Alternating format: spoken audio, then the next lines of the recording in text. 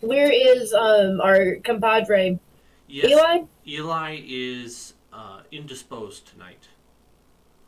Oh, bummer. Oh, Yeah, so he is I don't know what he's doing. He's doing something. So it's just us. life strikes.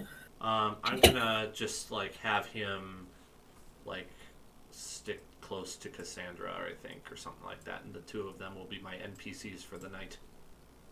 There you go. What is Guy's armor class, if you don't mind telling me? Let's see, 16. So he's not much higher than you, surprisingly. Yeah. And I'm not Yeah. sure Okay. why. He must not. Well, it's because doesn't he like have He's no like- stats? Yeah, his stats aren't the greatest. Why his armor class is so much higher? He has. His armor class is probably higher because he has heavy armor. Oh, okay, I thought you were asking. That's what you were I have asking. medium and I was armor. like, yeah. Oh, But I have a +3 to dexterity. so he took. Rangers are actually pretty buff. Guy has a 13 in every skill. So that's a +1 to everything. So Okay. he went for averaging it out instead of min maxing. So I'm sure that has a lot to do with it. Yeah. Yeah. I think Oh, isn't his armor right. class calculated with his Constitution modifier originally? I depends on his armor. If he's wearing heavy armor, I think it is. I think it's like, or it just. I think heavy armor just like sets your or your armor class to something. Like it's like your armor class is now 16 or 18 or 20. Yeah, I think that's probably what's going on. Plus, he changed. Oh, he changed to medium armor. That's Oh, that's did probably he? why. Yeah, he has chainmail now, Ah. so that probably meant he took a little hit Armor. to armor class. Well, that makes sense. I I'm guess I rocking had that. lost track of that. I don't think I have any armor on, which is why I am. You have What's the word? Not put. you're squishy. Squishy. Squishy. Yes.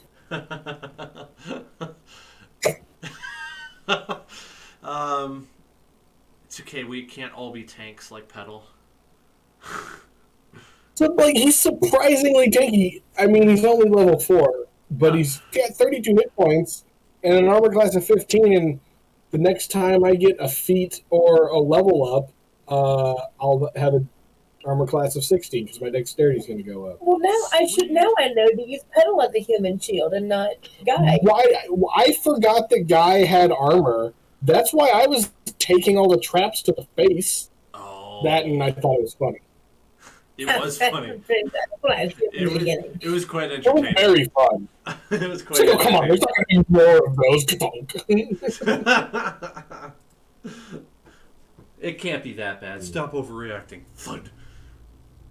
Okay, so you finished off killing a white and 2 zombies. Sort of. It was Mhm. not super climactic, but you had gone through like 3 traps, I think. At least 2, if not Yeah. 3. And you found several gems. You found 3 gemstones. A red, a yellow, and I can't remember what the other one was. Was it blue? Purple. Purple, yes. I know because I have the yellow one, and I want to trade for whoever has the purple one. I think I have the purple one. I have a giant topaz. What do you have? Amethyst? Yeah, that's what I Yes. have. I forgot to write that I down. remember that now. Yep. You, It was want to trade? You take the topaz, I take the amethyst. It's just because purple's my favorite color. I think amethyst are awesome. Okay. That is a pretty cool color. I mean, topaz is good too. Don't get me wrong. So inventory, man inventory. You really are going to make like this giant infinity gauntlet, but it won't fit on a glove. It'll be too big. So I have to be like, I don't know, like a shield with gems sticking out of it or something. We can make a chalice. A chalice. A gigantic, like, cauldron-sized pimp cup. Yeah, it's freaking agree. I've seen them in like San Antonio and New Orleans. It'd be like Bad movies. Sam Riegel's giant canteen in Critical Role. You could be like a good Mississippi. I could be a good Mississippi girl. And be like, I made me a fishbowl. Look at this. Then they walk around and drink out of fish bowls in New Orleans in southern Mississippi. That's weird. Wow, who am I to judge? It's weird. It's very weird. Is it weird that it's not weird? No, it is weird. It's weird that you don't think it's weird. But like, at least I know that all my Alaska stuff is outside the norm. I still think it's better, but it's outside the norm. I recognize that. Hey, So I better don't feel guns, bad, right? better gun stuff up there for sure. Don't. We do, though. Okay. You don't. Guns outnumber people. Alaska like 5 or 6 to 1. So I have a topaz gemstone, right?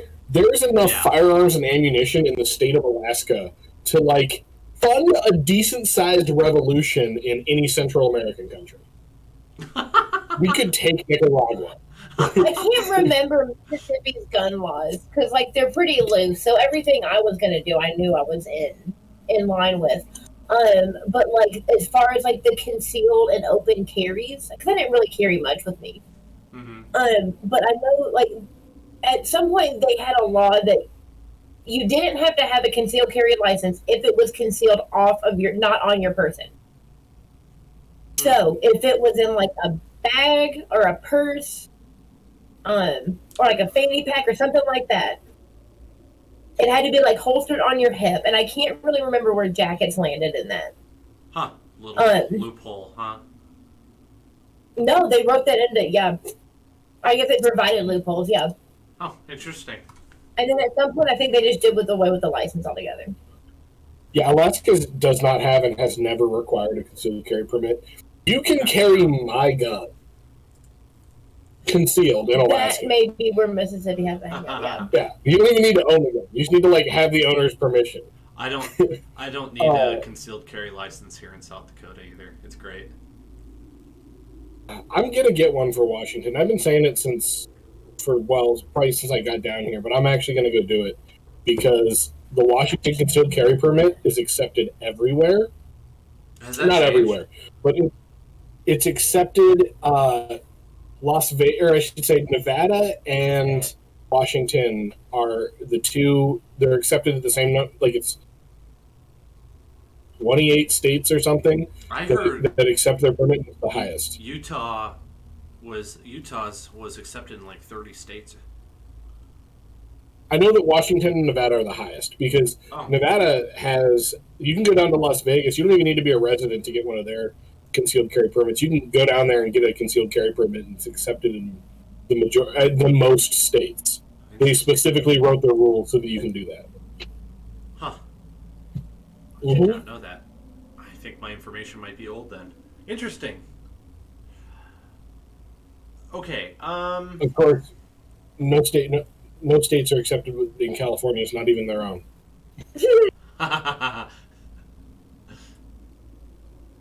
All right, so I think you can legitimately get arrested in California for carrying a concealed weapon with a permit. This is why I don't go to California. Yeah, it's the worst.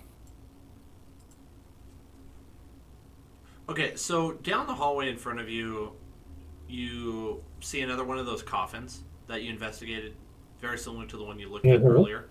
Another skeleton, and not a whole lot else from where you're currently standing.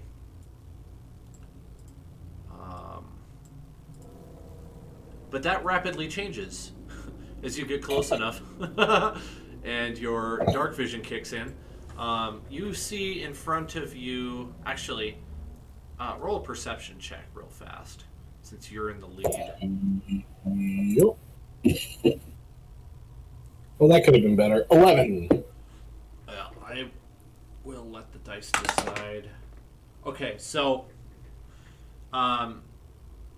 before you walk through the end of this hallway, your senses tingle, and you hold back because you sense that there's something right in front of you, like 10 feet in front of you.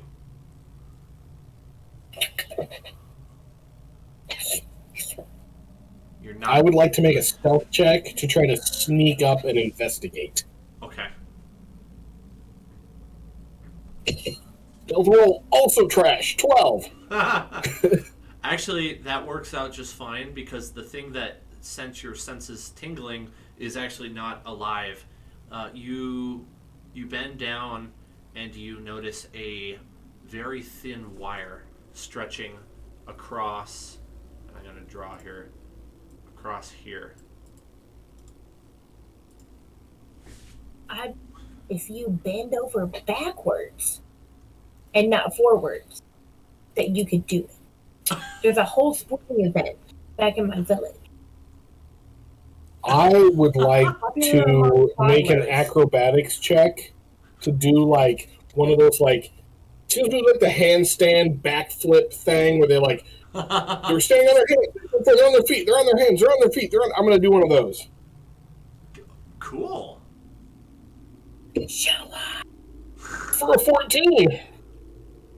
I'd say, I think that's See, a roll a pass. disadvantage for that. Shoot. I'm going to do gold medal gymnastics to get across. Yeah, that was Not easy, gold medal. easy peasy. You are across the wire. You are on the other side. Your compatriots, your compadres, are maybe not aware that it's there. I'm gonna point to it and then ask a guy to hey, grab some of those bones from that skeleton, and I'm gonna like kind of lay them out in a little bit of a line in front of the arrows or in front of the wire, so if we run back, we'll see it. Oh, nice. But how are we going to get around it? We'll just go over it. Okay. It's a trap that's relying on you not seeing it. Okay. If we see it, we can avoid it. Anyone who wants to go over it without springing it will need to do an acrobatics check. So I'll have Cassandra do hers. Can we go under it? Wow. Hold on 1 second. She got a nat 1. Oh. And I'm probably like right in the strike zone too, huh? And I got a 4. Let's see. And Elvira got what? An 18. Okay. Elvira, you make it across just shortly before Cassandra I'm gonna do sets it off. cartwheels over it. Good. As Cassandra basically just accidentally trips through it and Guy right behind her, several boulders fall from the ceiling, and they are going to do... No, sorry. Okay, so Cassandra takes 21 damage. Oh my gosh. She's at 5 health, and Guy takes 11 damage. Oh wait. Oh no, Guy's fine. Okay. He's at 21. So he's just like, oh, that hurt. And Cassandra's on the ground, like, it hurts everywhere. It like fell on, ow, one fell on my leg, and she's kind of stuck, and she's probably gonna need a little start help. helping with first aid because I don't think I do. I thought I had healing potions, but I don't have any more in my inventory, so I might be out. Well, I mean, Petal did find one, but she also has the staff of healing. I just don't know if she can do it to herself. Oh, that's right. I forgot she was. If not, I can cast Cure Wounds. I only have 2 spell slots left though. She can do it. And I can do first aid.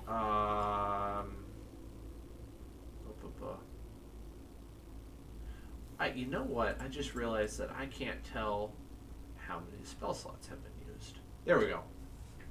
There we go. She's gonna do. Oh yeah, go ahead. Sorry, I was gonna say, while Cassandra is collecting and healing herself, I'm going to do the thing that I need to do. What is? I think it's a. Is it a minute long ritual?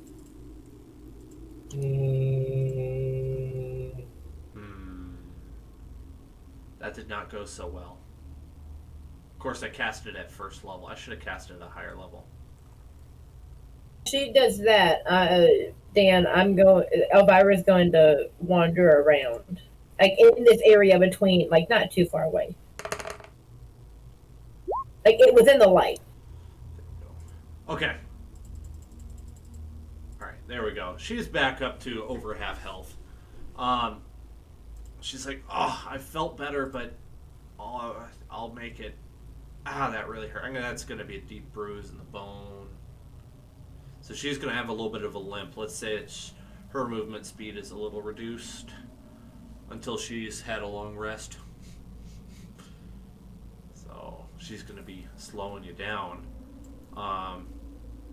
Pedal in front of you, because you have the dark vision, and there is, if I remember correctly, Guy does not have his light turned on. It shows that in game, but he doesn't really.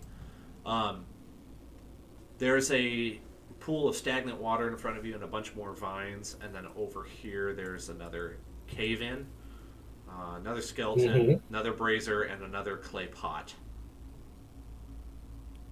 Okay. Now, what is this red puddle over here? That is the same as the oil spill that you touched off last session. Cool. Okay, I'm gonna leave that for now. Okay. Can she see? Do you have light, Elvira? Because I think right now. If I don't, I can strike up a torch real quick. Okay, I'm gonna turn off So I'll go Guy's use it. light because I don't think Okay. he's really emitting any right now. Inventory. I'll have Cassandra have a torch. And then, all right, I'm using one of my torches now. I did not mean to put that there. I am going to. Ooh. Is there a way for you to add Tavok's token and Sharkan's token? Because yes, they're both with me. I just summoned Tavok, but Sharkan is with me. But I keep forgetting about him because I get excited about doing stuff and forget that he's there. So I'm hoping that this will help. I'll get his token. Sharkan is bamf. Like he is not to be messed with. I don't know why it always takes a moment to load the page that's got the tokens on it. There we go.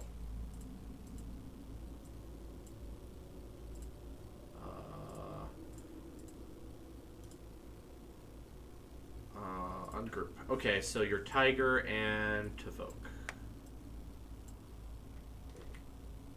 I'm gonna drop them in here.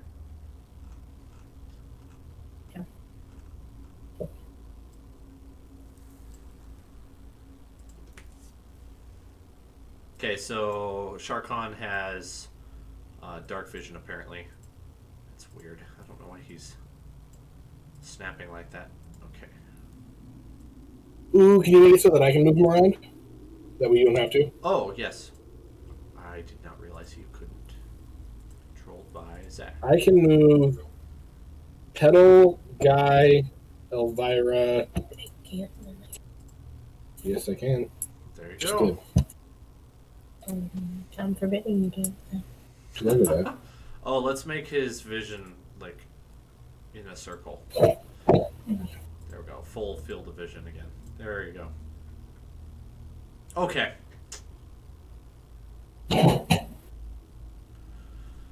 BEA beautiful. Have your let's have Sharkan do a perception check real fast since he's here. And he is an animal with a keen sense of perception. Yes, he is. His perception is better than my perception. It's unfortunate that you can't really just like tell him to perceive things for you. 3. Right. He's got a +5, so that's an 8. I'll say he notices. He can't quite see far enough to know, but there's something beyond these vines that has him cautious. I guess Okay. Alert would be a better word. I believe I can speak with Tavoke, so I'm gonna have Sharkan pop back, and I'm gonna talk to Tavoke in very whispered Draconic, and ask him to go check it out. And he's got dark vision too, and he's also kind of sneaky. Oh, does he? How So far is his dark vision? I think it's still just 60 feet. Let me check. Yeah, 60 feet. Passive. Dang, that's pretty good. There you go. There's his dark vision. Okay, he's close enough he can see it. There's another white hiding back there, Okay. just Okay. beyond the vines. It hasn't done anything. It's just kind of standing there, very much like Walking Dead zombie type of situation. Like it's just chilling. I am going to advance within normal striking range. I'm going to keep Shark Khan back to watch my back. I'm going to tell Tavoke to attack the right. Okay.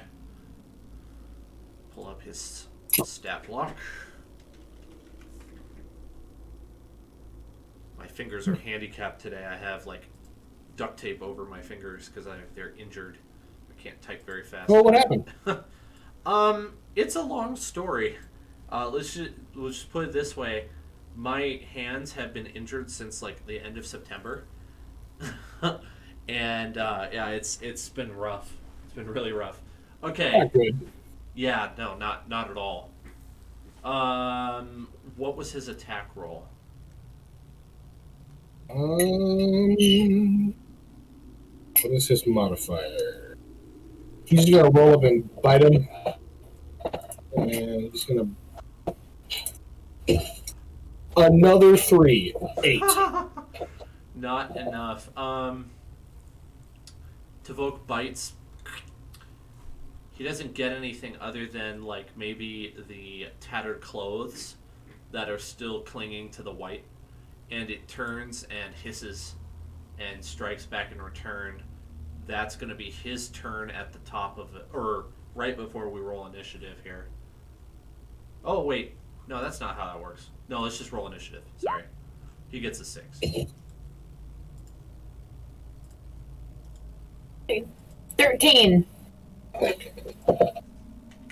9.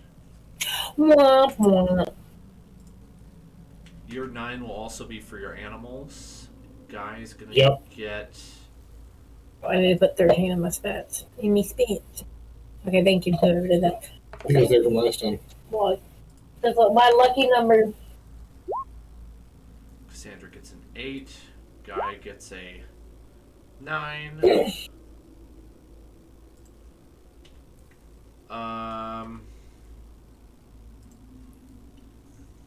Okay. Let's double check who has the higher dex score here. I think it's going to be Petal. Yep. So 3. Yep. So I'm going to give you a 10.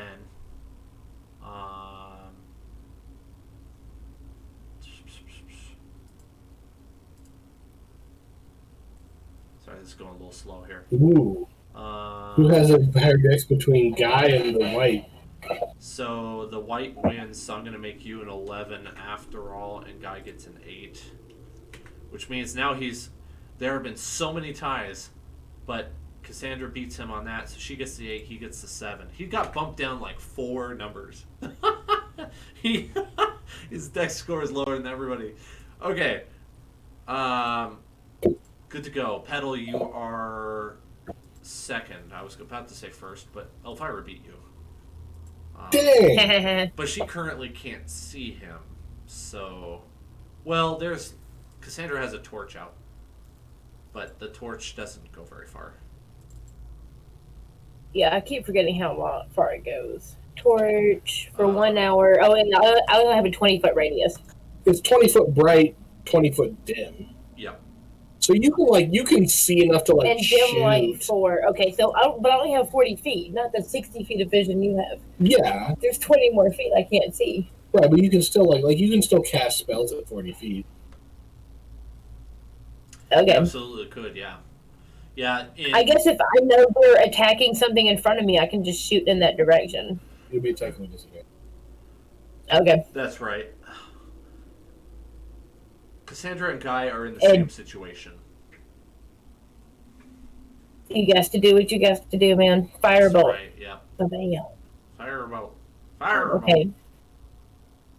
Well, can't get much lower.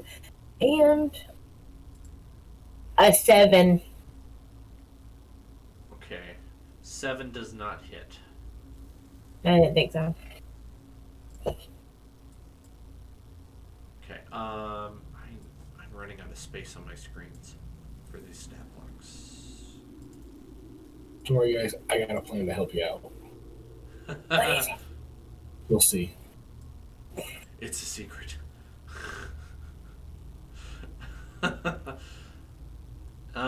You miss. The good news is you don't miss too badly. Roll a d4 for me, and I'll tell you what happens. Okay. Yes, roll. No, sorry. Just roll. Ooh, 2. Okay. With a 2, you hit and ignite one of the pieces of one of the vines. It doesn't let off a whole lot of light, but does add 10 feet of dim. And I'm going to adjust that here real fast. The higher roll would have gotten you hitting the brazier, which would have gotten you better light, but there you go. Get something. I'm gonna scoot up in that case. Now that I know what I'm kind of working with, can I stand? If I'm right there, can I be at the very edge of the stagnant water? Yeah, you could. Okay. Okay. It's probably not that deep of water either, so it's not like if you stepped into it, you'd sink. Oh wait, no, I don't want to move. I want to make that little line thing because I want to see it. There we go. Maybe a couple inches deep. Petal, you're up, and then the white. I'm going to instruct to vote to keep that guy locked down, and I am going to make a longbow attack. Another 3 for 10. Well, my plan ricochets off a stone wall in the background, just somewhere behind the white. Tink. It's not my fight, guys. For the next 30 seconds, we can show the echo of it go down. It's the echo is it's comparable, but a lot less exciting to win Mary or no, Pippin. Pippin drops the bucket down in Khazad-dûm. In the mines of Moria. Yeah. Uh-huh. You're like, that made a lot of noise. Whatever, we're already shouting. The white is going to react by making a longbow attack against Petal.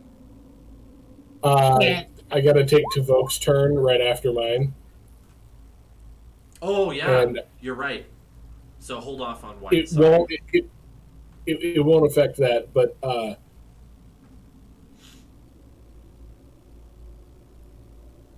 sorry, I just want to read this real quick. Yeah, no problem. No, it doesn't matter. I forgot the elements were here. You're good. I'm going to instruct him to grapple the white. Oh, that would change things. If successful. So that way he can't rush you guys. Let's see, that's a strength saving throw, I think. Contested Athletics, I believe. Athletics, okay. I believe. Okay, so he got a 13 for athletics. Tavoke got a 12. Okay. It was a really good attempt, though. That guy's not. Tavoke's not very big, so that's pretty good for his size. Honorable mentions all around. Honorable mentions all around. How about the tiger? Forgot his name. Shere Khan is going to hang out, and he's just guarding. He's on guard duty. He's going to watch my back in case this guy rushes me. Okay. And he's going to rip him to shreds. Okay, sounds good. Then the white rolled a 24 for an attack roll, unfortunately. Against me? Yeah, that'll hit. I apologize. It is a crit. It is a nat 20 plus 4. Never apologize for rolling nat 20s. Tell me how much damage I'm taking, bud. Let's see here. Good day to die, guys. 16. That doesn't That's kill not you. bad. Yeah, that's not. That's bad. half. Yeah.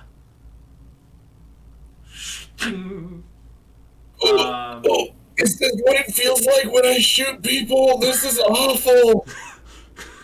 Oh, this sucks. They gotta do this before they do it to me. This is the worst. It's like when Batman gets ghosted by Catwoman. He's like, so this is what it feels like.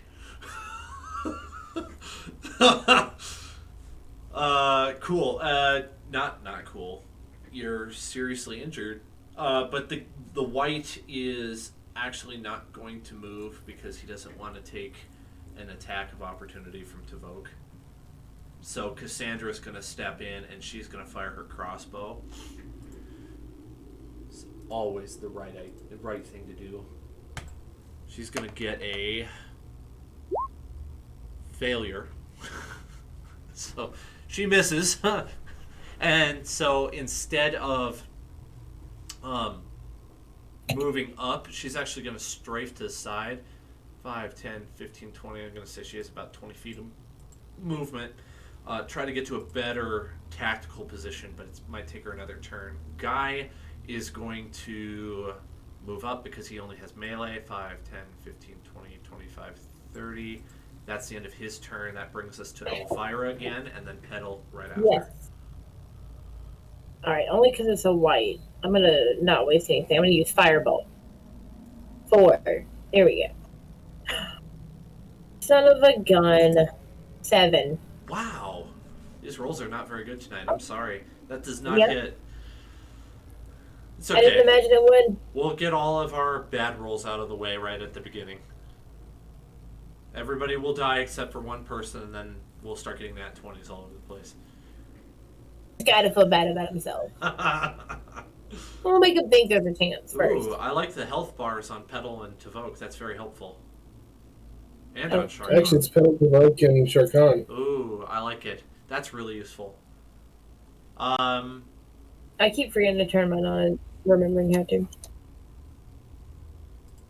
I'm gonna do that for Guy and Cassandra as well. Actually, now that you've inspired me, take 1 point of inspiration for inspiring me.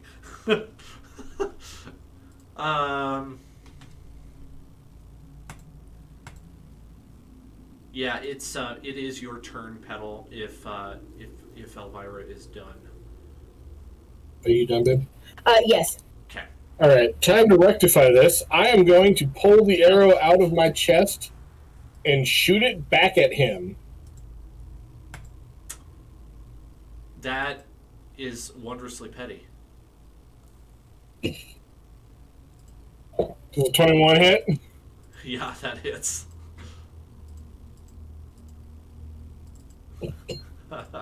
For 7 points of damage. Fantastic. Take that, jerk face! Is it just piercing? Yeah, it's just piercing. Okay. I didn't do my magic mojo thing. Magic mojo thing.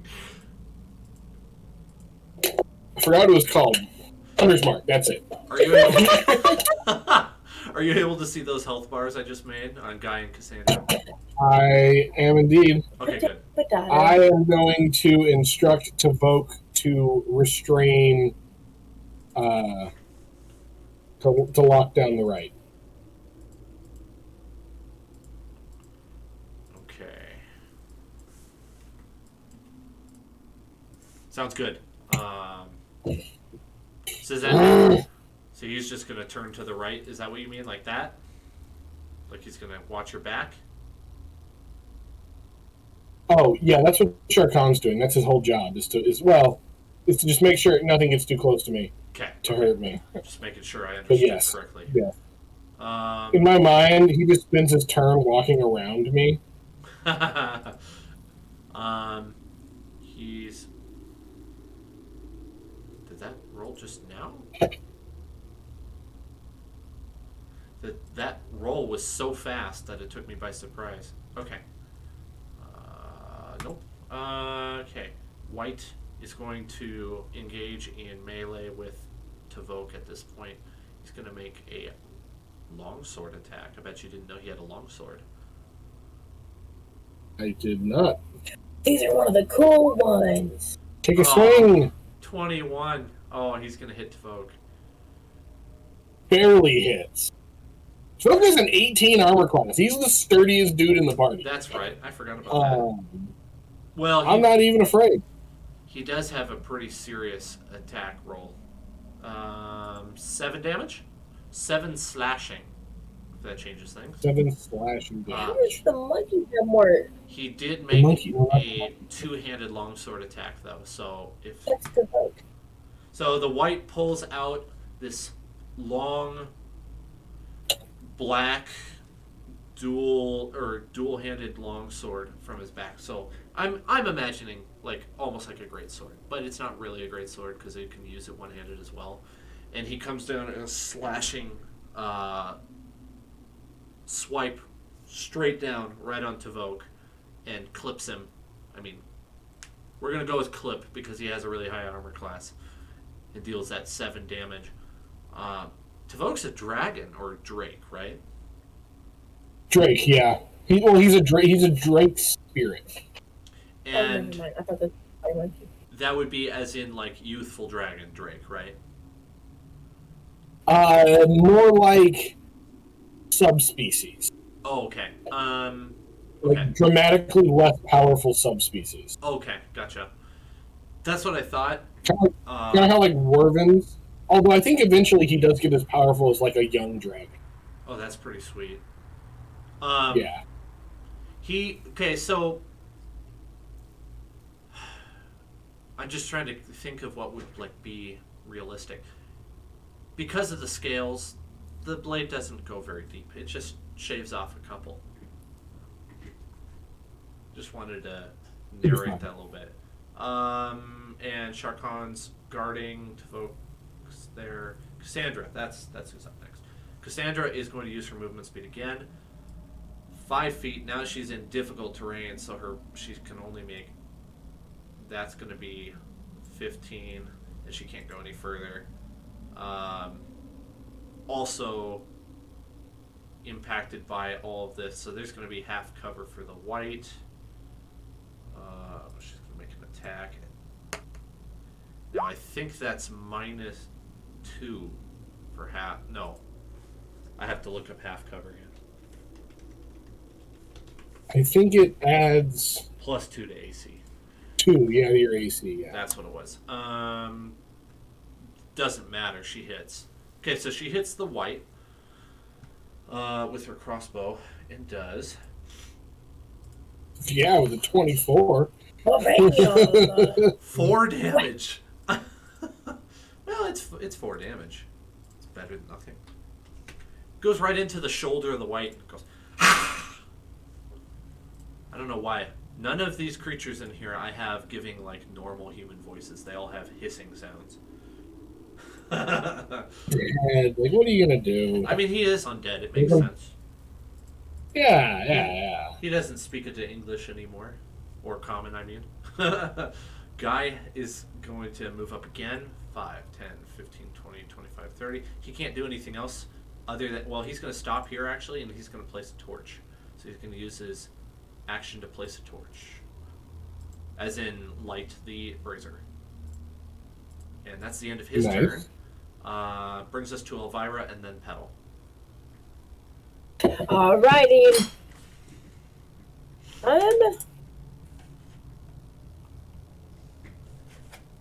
never put on any combat music.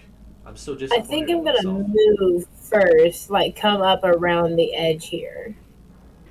Like, but go around the outside. Like, go there and there.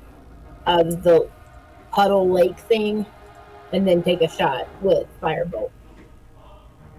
Do it.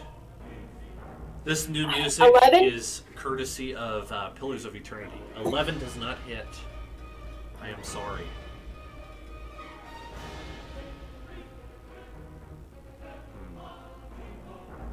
I do like it. It's got a nice beat to it. Like a nice do rhythm. another one of those D4 rolls. See if something else happens. I got it. Did you set something on fire? Yeah. 4. Okay, so I'll give you the chance anywhere within. I'm gonna draw you make a little drawing here. Anything in this area other than the white. If you want to set it on fire, you can. I'm going to set right there on fire. Okay.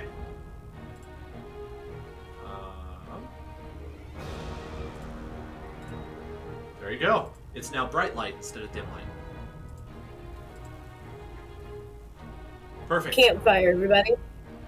I feel like that's a pretty reasonable thing to do on a roll like that. Petal, you're up.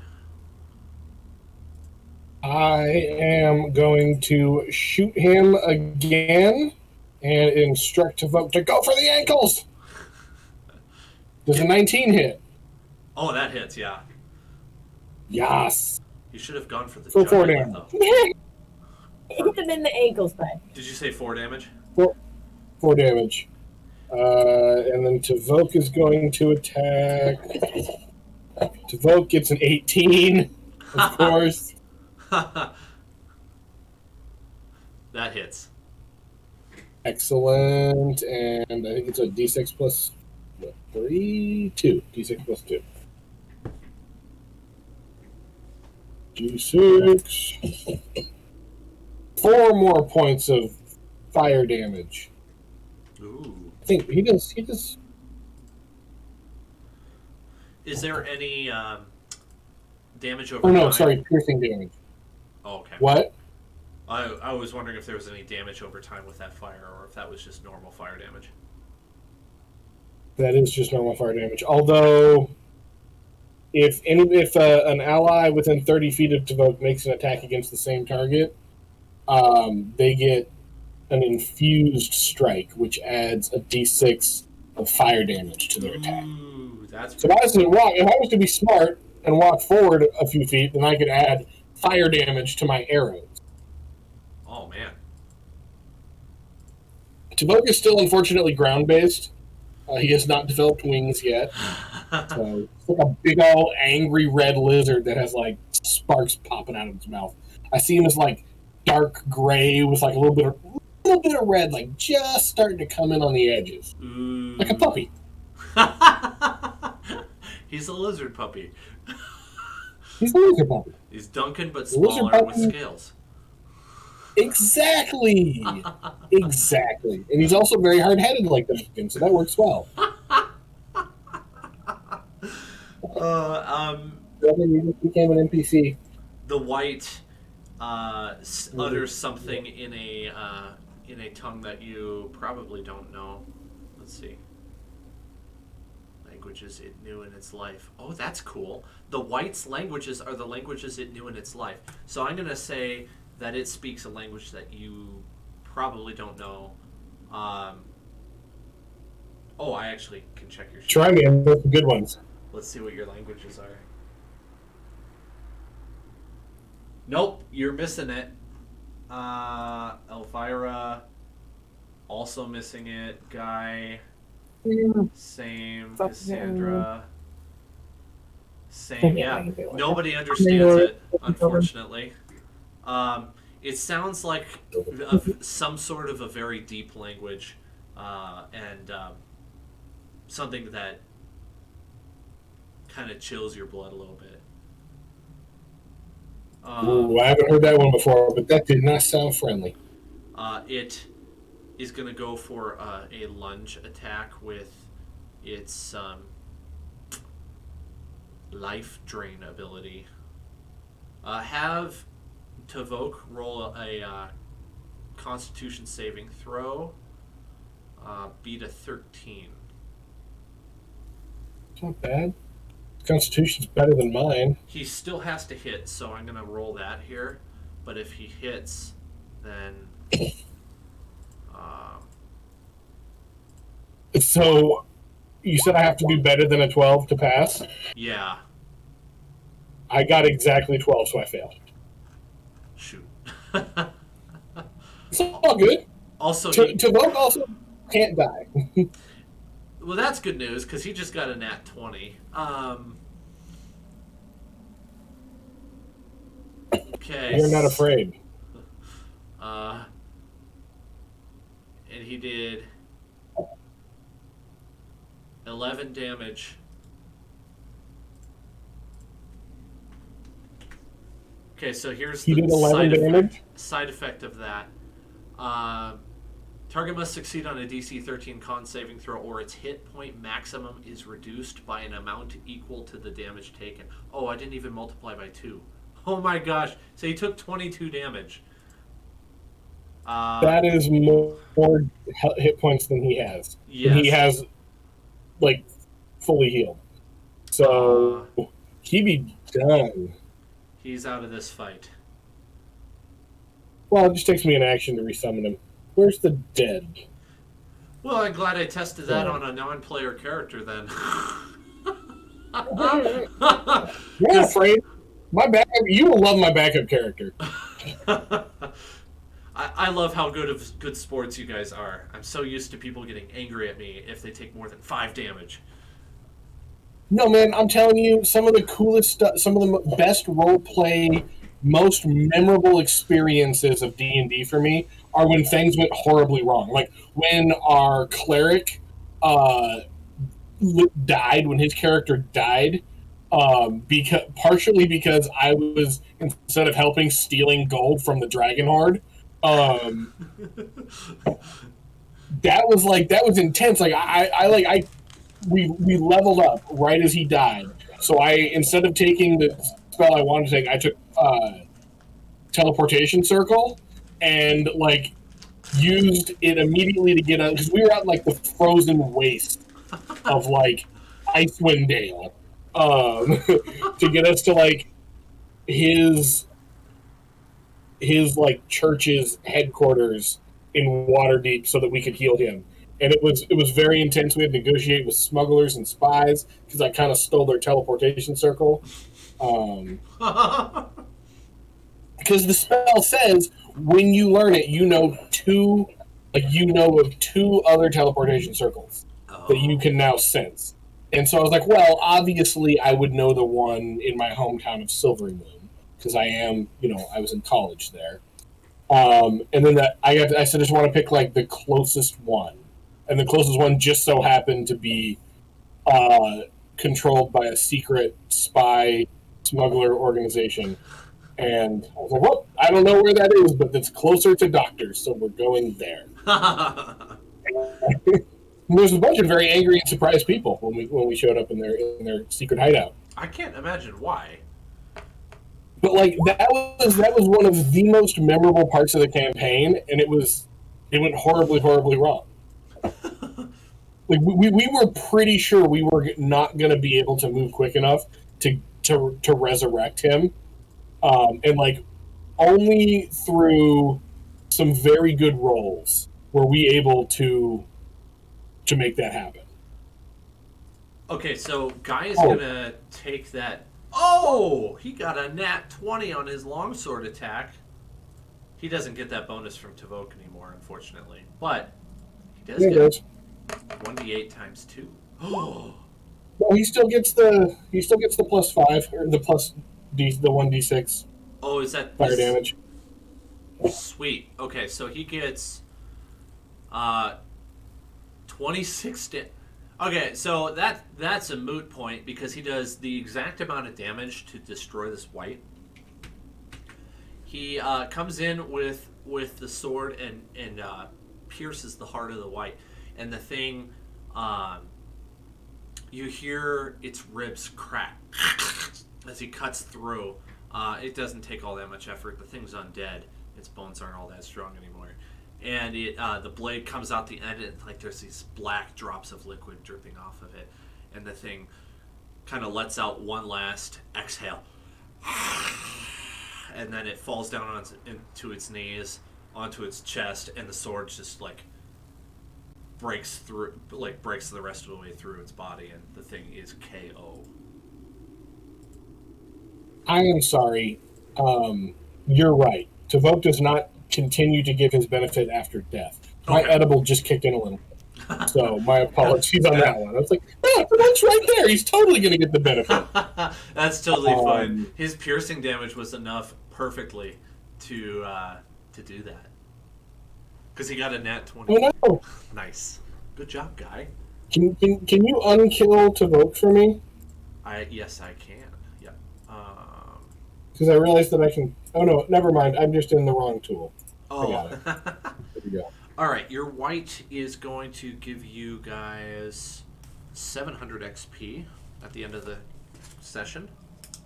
That's a pretty reasonable amount. He's a challenge 3, by the way. So he was okay. not really that hard for what level you guys are, but a little challenging. So basically, you guys. So Cassandra's now moved over enough. You're out of initiative. That she has discovered there is yet another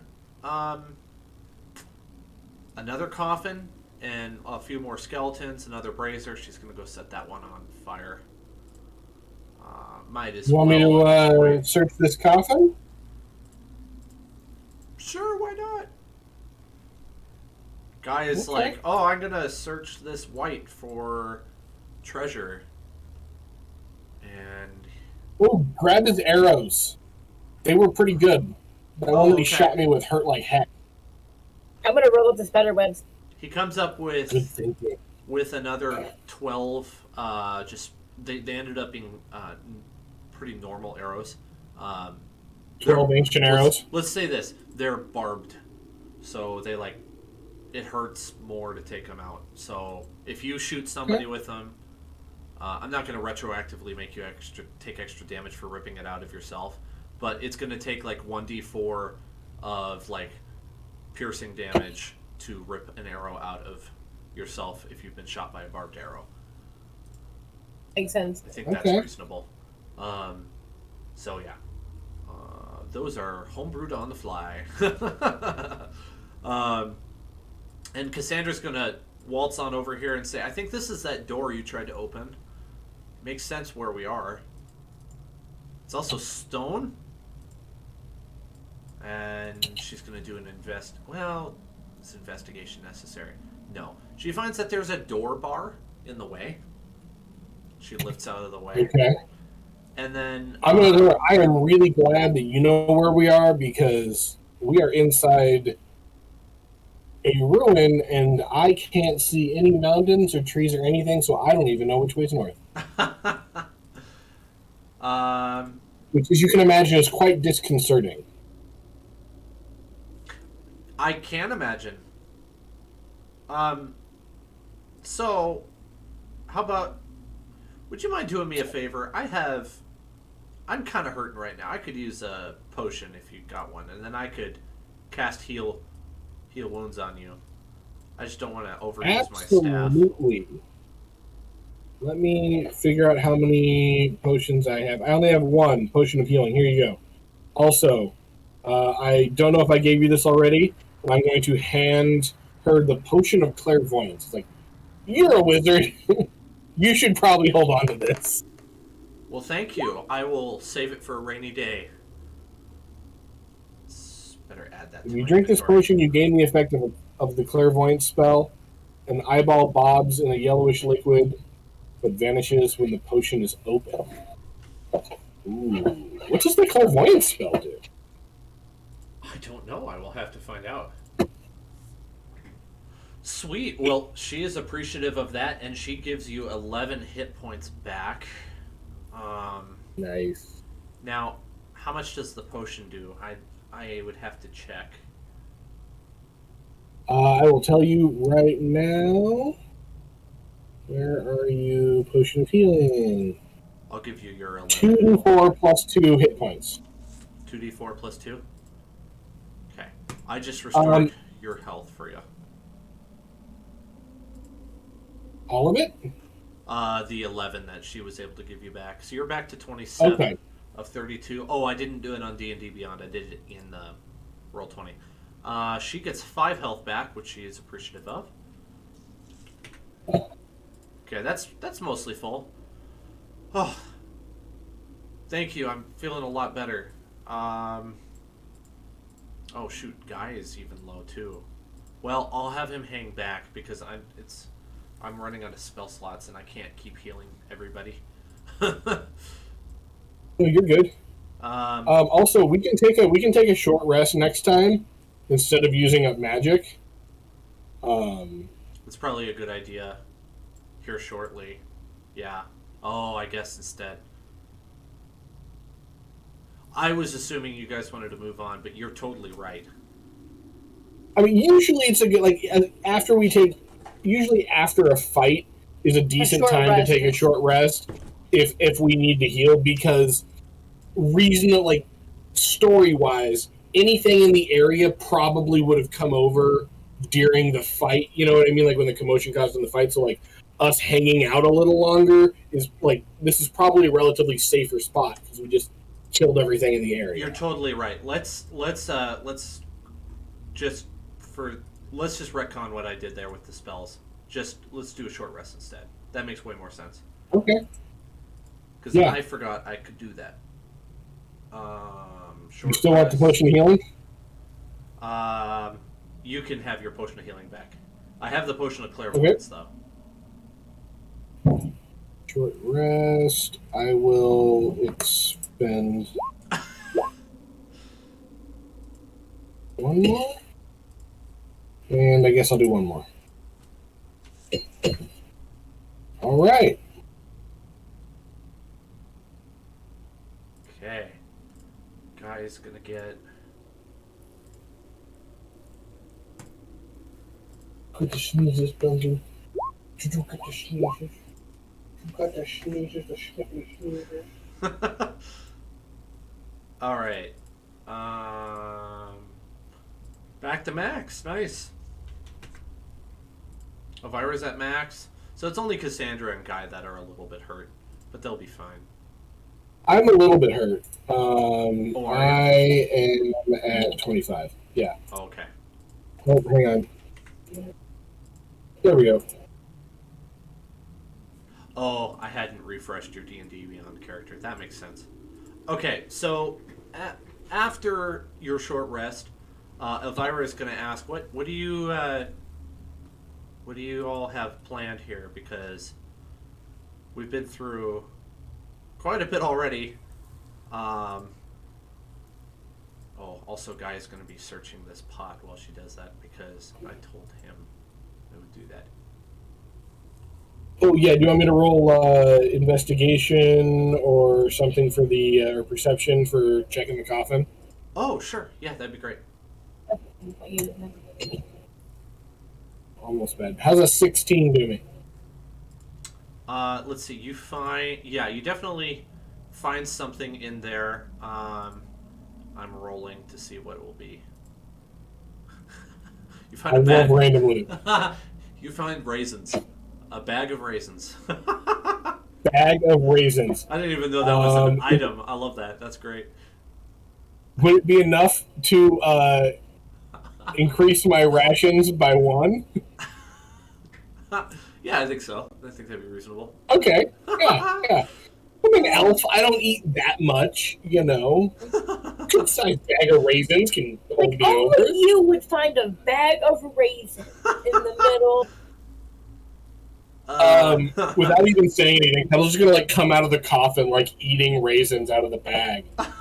Really good. Elvira's gonna like reach over and take one and eat it as she walks by, like real nonchalantly, just walk by and like.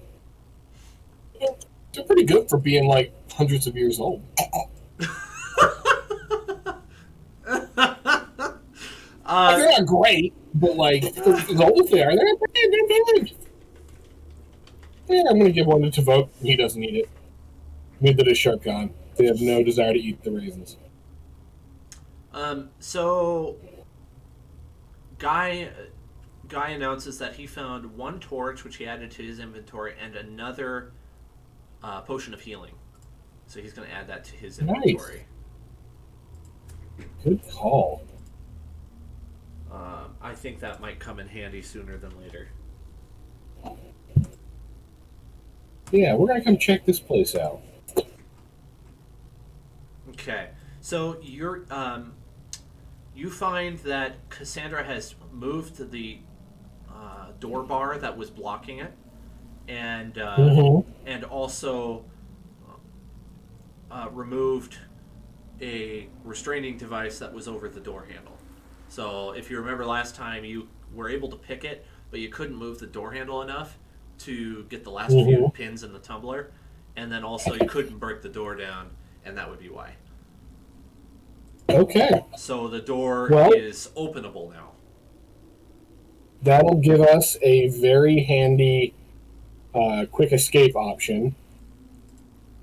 Indeed. Or we could, if we wanted to, we could go on the other side of the door, and because that we know that area is pretty clear, and that's kind of near the entrance, or near-ish the entrance. Mm-hmm. We could take a long rest there. I don't know how long it's been since we last long rested. I mean, it's been a good portion of the day. It hasn't been a full day. So you could take a long rest really here. And we need some, we can stop. I'd say it's been, it's probably been about 8 hours since you... Oh, okay. That's not enough time to... Yeah. Let's keep exploring. We got... I'm dead this way. We got hit points to spare. No, this is a dumb question, but Cassandra runs off spell slots too, right? Yes. Right. Yeah. Okay. She probably doesn't have as many as you do. Oh, that's right, because they only can use so many spells per day. Well, same and with you. Within the spell book too. So you can cast more than that. I got 7 spell slots now. Ooh, that's awesome. No. I forgot. Sorcerer's just... I think I ran out of spell slots like one time as a sorcerer, and we were fighting 2 dragons. It was the one that the battle that Bob, the cleric died in. And I don't even think I actually totally ran out. It was more like I don't want to use my last metamatic slots. I'll just cast a few firebolts and call it good. There you go. Wait, firebolts is 30 spell. It's a cantrip. It's a 30 spell. Oh yeah, it's not bad. By that time it upped the damage to 2d6, so that was nice, or 2d10. Ooh. Cassandra's gonna vote that you go this direction, go to the left after this puddle of water, and explore up there. Oh, okay. Sounds good to me. Okay. So you do find an oil spill that Elvira is now walking in. I don't know if she wants to be walking in. Ira, don't start any fires. I'm going to slowly back out. Cassandra ponders for a moment. She says, well, I could cast Frostbite and freeze it, if you're concerned. Nah, let's leave it. That way, if something chases us, we just run back here. Exactly. And if we do need to set it on fire, then it's good to go. Elvira pulls a Gary. That's good thinking. In his memory. After he died suspiciously on those traps. I'm gonna pause for just 1 second here, guys.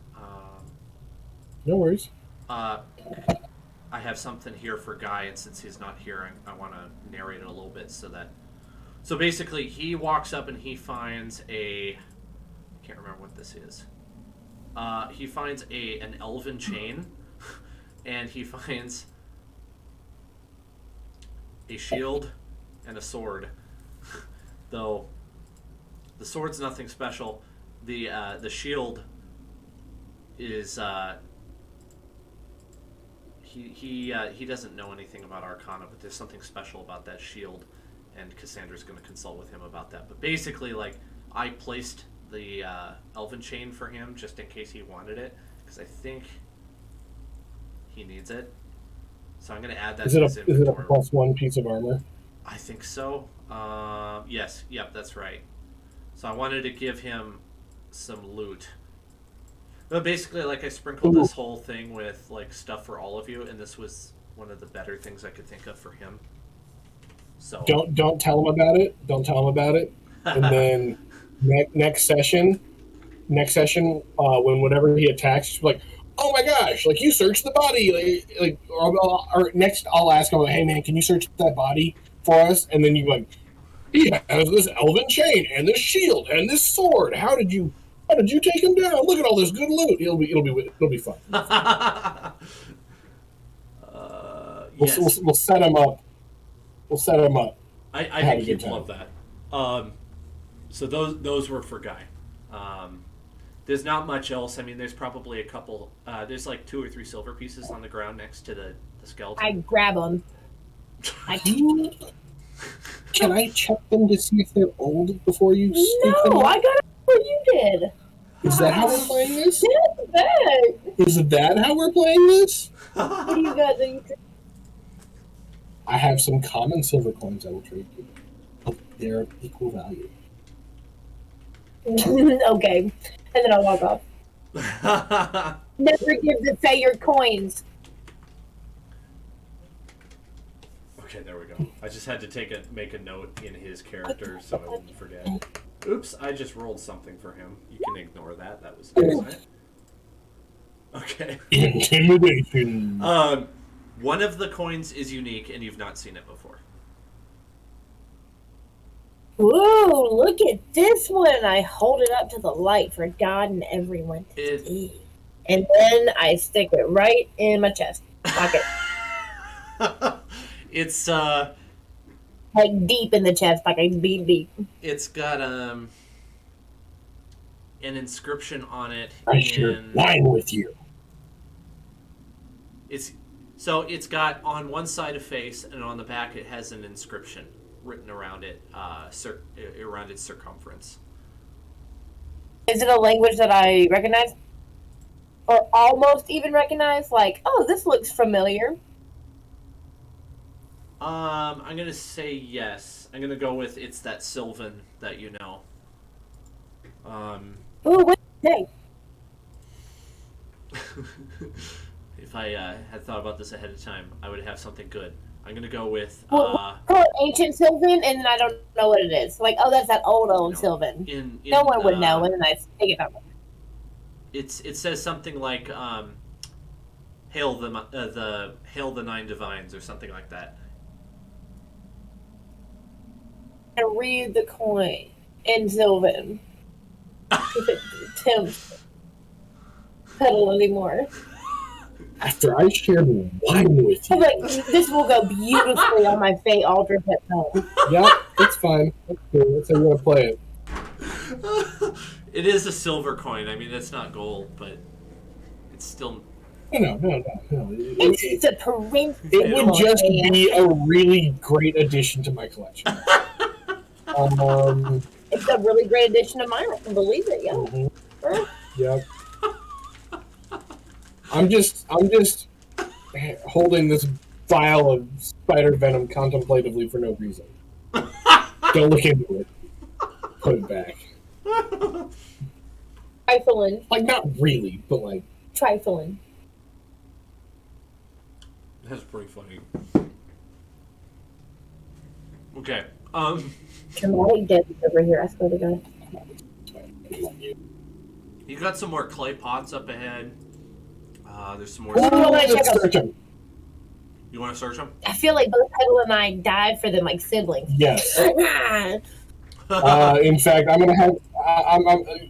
gonna like whisper, and Sharkana and Tabok are gonna kind of like break your ankles a little bit. You know what? While y'all are looking at that, I'm gonna look into this coffin over here that I can definitely see from right here. Okay. So you know what? Have fun with your pots. Have fun with your pots, boys. You know what? Maybe I will. Maybe we will. Maybe we will have so much fun with our pots. We're so petty. Let's see here. If our banter ever slows down game, let me know. Oh no! It's helping me arrange some stuff. So in one of the pots you find a potion of heroism. In the other pot, you find. You just find a wicker basket. For some reason, somebody put a basket inside a pot. Doesn't have to make sense. Like you need any more bravado. Inside the coffin, you find a block of incense. Ooh. Very nice. I'm gonna add that. Okay. I'm gonna let the party know that if necessary, hit me up. I have the potion of heroism. For 1 hour, after drinking it, you gain 10 temporary hit points that last for an hour. The same duration you are under the effect of the Bless spell. No concentration required. This blue potion bubbles and steams as if boiling. Nice. I lost my drink. Somebody really made a bad decision by storing that inside of the pot, because then maybe they wouldn't be dead in this tomb if they had drank it. Right.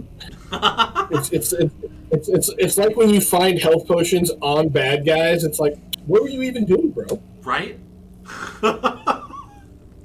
Like, did you like put it deep down into your backpack and you knew you weren't going to be able to get it out before I got to you? Like, why wouldn't you just have that on? Exactly. Like, priorities. You can't use it, yeah, exactly. Like, what's the point of having it if you're not going to use it when you get into battle? I'm gonna have Guy move up and investigate this area because he's curious. Oh, I guess Cassandra needs to come to be his flashlight. See if he can like actually get through here. And you're welcome to join in if you want. Thing over here. Oh, I rolled Elvira's by accident. Oops. I meant to roll Guy's. Oh, that's totally fine. His roll, both your rolls actually. Elvira, you have eagle eyes. You can see it from all the way over there. There's a little bit of a cave in, but there is a clear about 5 foot like little pathway that you could get through without much trouble at all. And in fact, with Guy's check, since he's over here, he actually finds another red gem. This one is maybe not quite as pristine looking as the one that you picked up, Petal, but he's gonna make mention of it and then pocket it for now. Okay. What is I don't know, to me it looks like a candle thing over here. That's definitely a candle, yeah. Okay. I placed a bunch of things that you could use as light sources if you wanted to, just like light the tunnels. So that's what that's there for. So in that case, I'm going to pull out my femur bone spool and gather up some more spider silk. We're definitely sharing this, Petal, but don't get too much. Yeah, you get another 50 feet of spider silk. This is a home run for spider silk, that's for sure. Guy's gonna push forward a little bit since he has the armor, and beckon you to follow him. You said another 50 feet? Yeah, another 50 feet. I think nice. You're really accumulating a lot. I have 165 feet of spider silk. I I don't know what I'm gonna have to get some very very stylish garment fashioned out of it. Yeah. It's gonna be like maybe like a smoking jacket or something like Oh. something soft and comfy. Something for those special occasions. Yes, sitting around the fire, In enjoying, lounging in a fine dining establishment. in the nicer places of the wild jungle. Yes. I'm uh, sure somewhere we'll find some fine dining. I'm sure of it. well, to not to make any spoilers, but there are definitely civilizations out there that you will discover, given there's enough time exploring, and I'm sure you'll find something. I'm sure we will. Not much of a spoiler, really. Okay. You have not been in this portion of the dungeon yet. This is completely foreign to you. Now, if you want to do an insight check, I can give you a tiny bit more information, like geographically, as to like your location. I got insight. I have a proficiency. Good. Good. Nice. Oh, very nice. 23. Okay, so you've been paying a lot of attention, and you know if you were to turn down and walk straight, following this tunnel, you'd actually come out. How do I describe this? Remember when you hit that last trap there, Petal, and you were really hurt and you had a short rest, but at the end of that hallway there was that door? Yeah. That door is right straight due south of where you are. If you were to walk due south. And there is you know that there's at least a partial cave-in between you and them. And then from your perception of where you are just right now, with your dark vision, you can definitely tell that there are some vines over here that are actually blocking a quite considerable portion of the pathway. In fact, I should have done this with dynamic lighting. I'm going to do it now. The shadow will kind of indicate how much is blocked. There you go. Okay. So that's about how much of the hallway is blocked with the vines. So it's a very dense area. Unlike the ones that you've seen before, which were kind of just like sprawling on the floor, this is like a big body of vines. Noticeably different. Okay. And then I'm thinking shambling mound. Can I do a perception check for enemies? Yeah, you may. While you do that, you scare a couple more bats that go flying by. Maybe Sharkan or Tavok, if they wanted to, they could make an attack roll, see if they grab a little snack. I will roll. No, wait. I feel like Maximus would be the bat guy. Ah. That's right. Oh, but he was with us earlier, so I'll roll for Maximus. That's right. I'll roll Maximus's dexterity check. Dexter shy. Well, he did pretty good. What's his modifier for dex? +2. He got a 21 on catching some bats. He catches as many as he can handle, as many as he wants. Some more. He's just snacking. He's been eating this whole time. I'm gonna look up and go, you are going to ruin your dinner.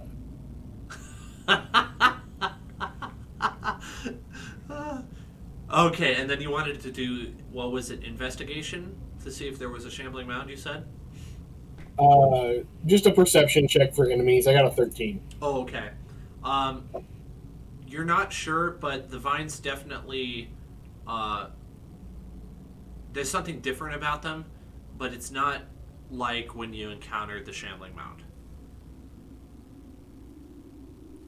Okay. I'm gonna whisper. What's that? You should set these vines on fire. Let's do it.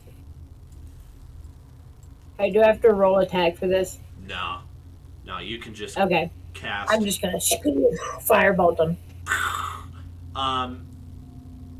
The fire hits. Like an E1 flamethrower. Initially, it doesn't seem to do much, and then all of a sudden, movement everywhere. the whole mound of vines start moving. It's not as if they're moving towards you or anything. They're staying in one place, but it's as if they are like reeling in pain. And Okay, so like, yeah, and then these little vines, like individual vines, like are sticking out like all different directions and moving in just. I'm really not articulating well. They're in great pain. Great pain. yeah. Yeah. So there is something very evil about this. After the fire burns out, if you want to do a nature check, I can tell you what it was. But it burns out, and eventually the movement stops, and everything is kind of smoldering. There's a couple wisps of smoke, but there's absolutely zero movement. Everything is lifeless. Okay. I'm gonna poke a little closer. Can I get a perception check where I'm at right now to see if I can like take hint of anything behind the plant, or is that metagaming? That's metagaming. Okay, sorry, never mind. Oh! I will give you this. Both of you take a point of inspiration. That was an excellent idea. Okay. You just killed. I'll just tell you what it is because it's not that important that you roll for it. You killed an assassin vine, which has 85 health. What? I had that there as a trap, and you picked up on it. So I'm really impressed with that. I will repurpose your one of you did a perception check, right? Elvira, do a perception check because I got there. Yeah. Okay. 14. That is more than enough. To your right, Elvira. Well, kind of to your right. Right here, there is a door, and the door has interesting-looking markings on it. I actually have a handout for you, so let's show this to the party. Okay, this is very crude. I made it in paint. Are you able to see that? Yes. Okay.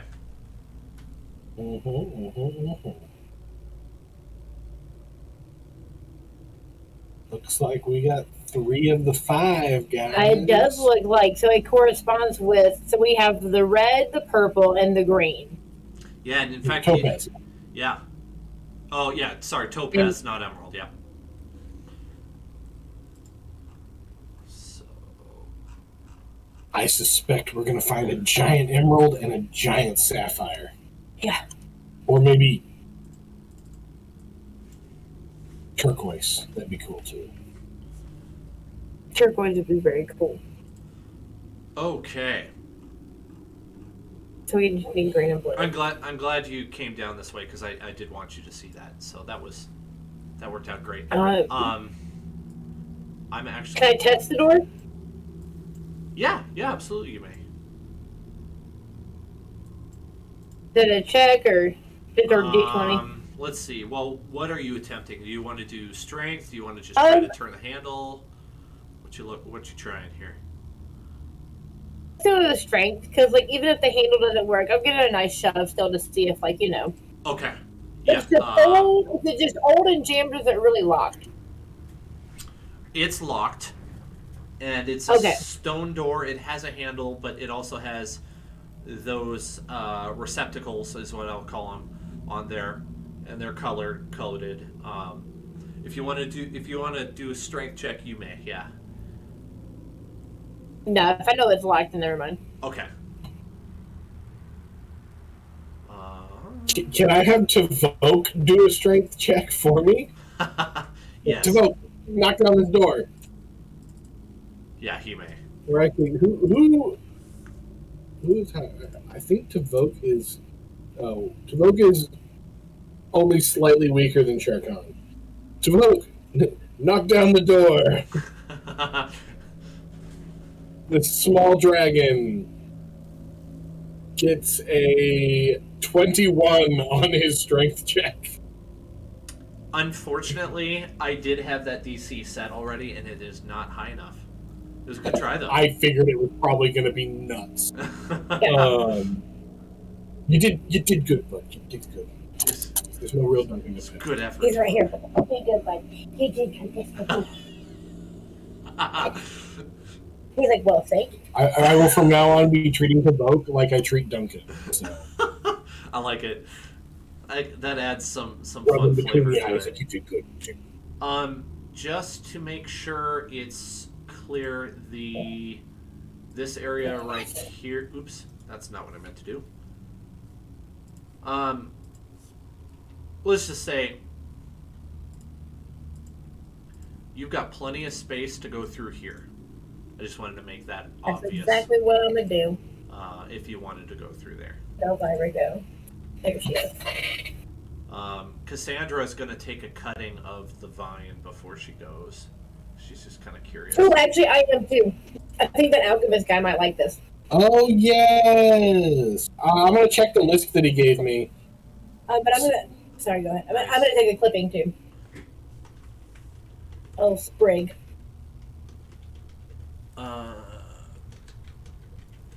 Okay, I'm writing mine as cutting of a dead / burned assassin vine, which is pretty comprehensive. Okay. Ahead of you, you see 2 more braziers, and just barely see the cave in that you have encountered on the other side earlier, last session. Okay. Do we want to keep going back the way we came? No. Was this the way we came? Yeah. Kind of. There were when you came in the other way, you went one of 2 directions. Okay. So, but we're headed towards unexplored territory, right? Yeah. Okay. Hold on, before you string more traps, I'm gonna go start another cup of coffee. It's a good idea. Yeah, do you want to take 5? Yes, let's take 5. Let's take 5. Start. Sounds good.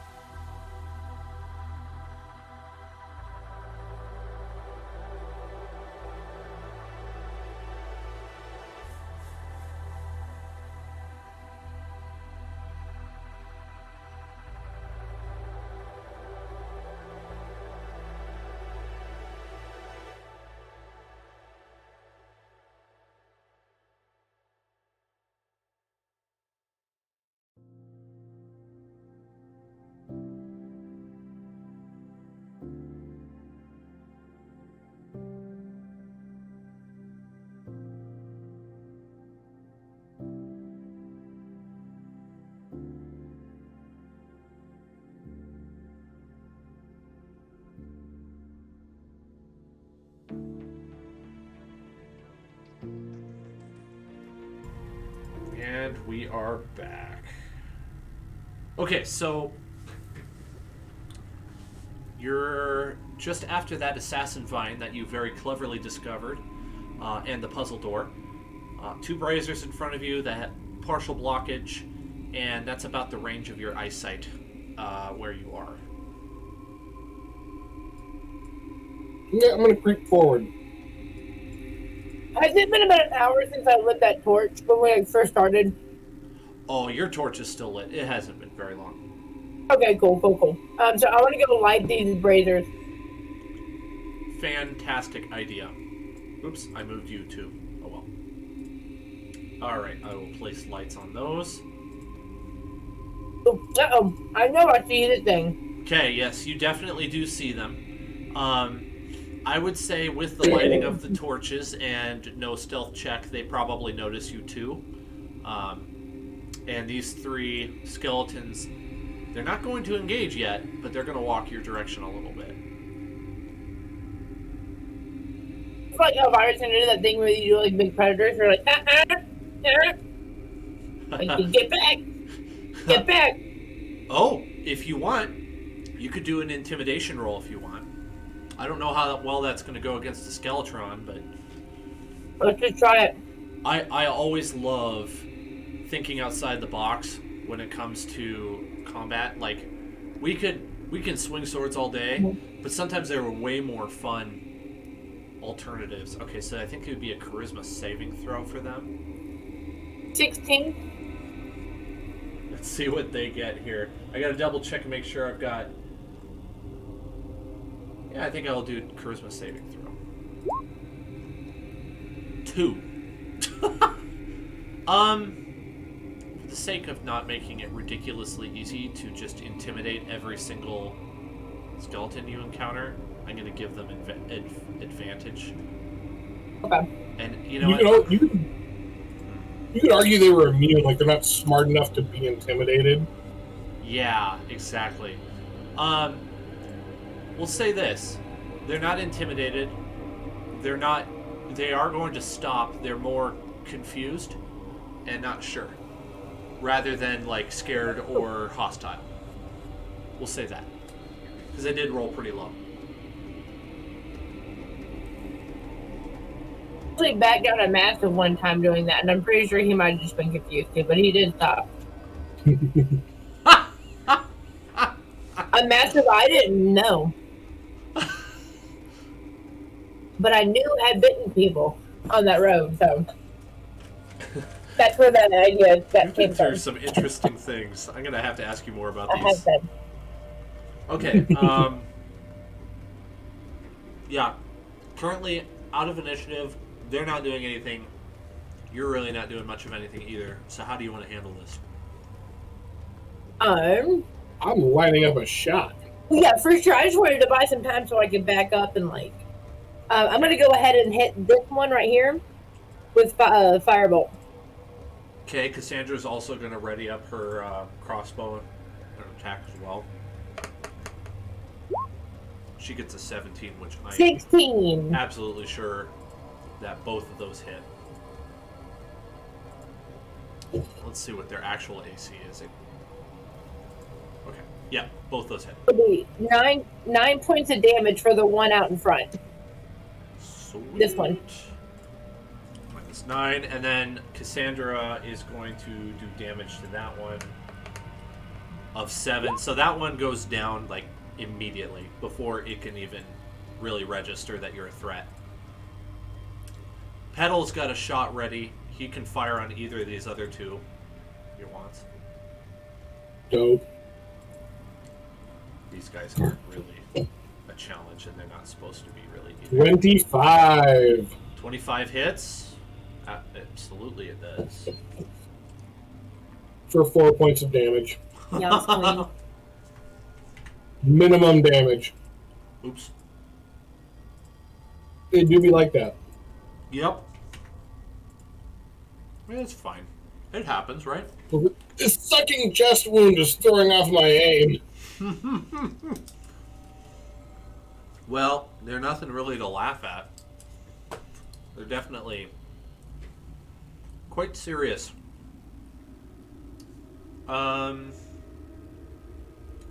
Okay, so now we'll have just a little tiny initiative. I'm gonna put them in place of the white. But we do got to roll initiative, don't we? Yeah. Yep.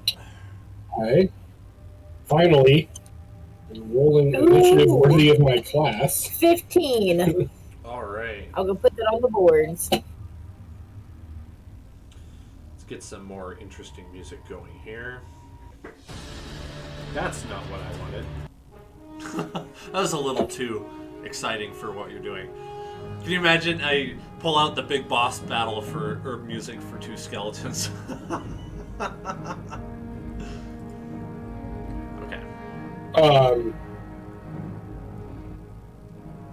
Did you put your numbers in? Yep. I did, yes. Okay. If Petal dies, I have two backup characters. One's a Soul Knife rogue, one is a rogue, or one is a druid, and they're both halflings. I like halfling characters. I haven't played one yet, though. I think elves and halflings are my two favorite races right now. 12 and 11, and you guys put your numbers in, so we should be good to go. And the number one is Petal. Yeah, buddy. Have to go again. Again. I am going to take another shot at the nearest one, the same one that I hit last time. Okay. It was a 22 hit. Uh-huh.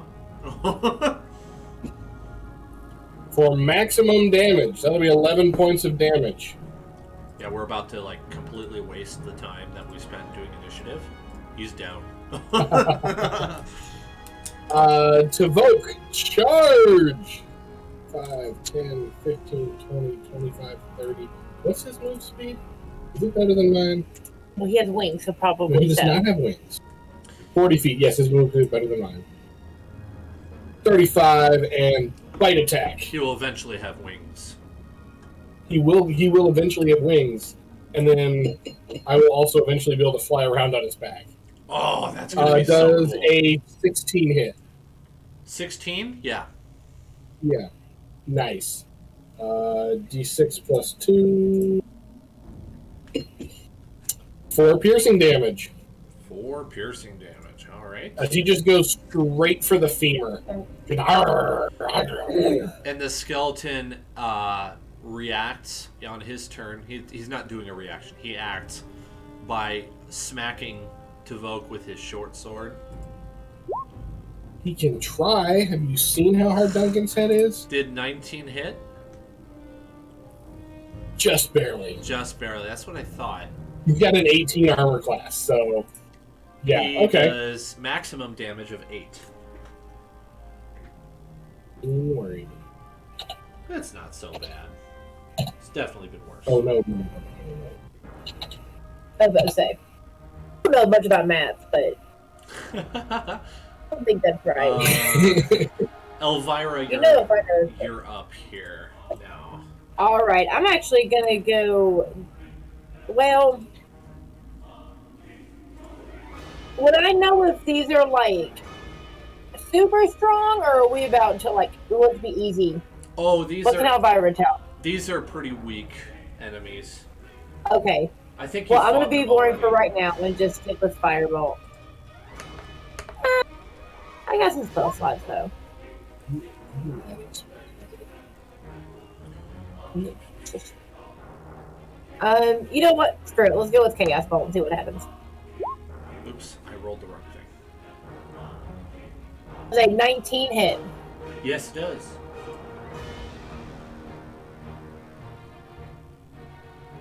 So that would be 9 points of How do you want to do this? force damage.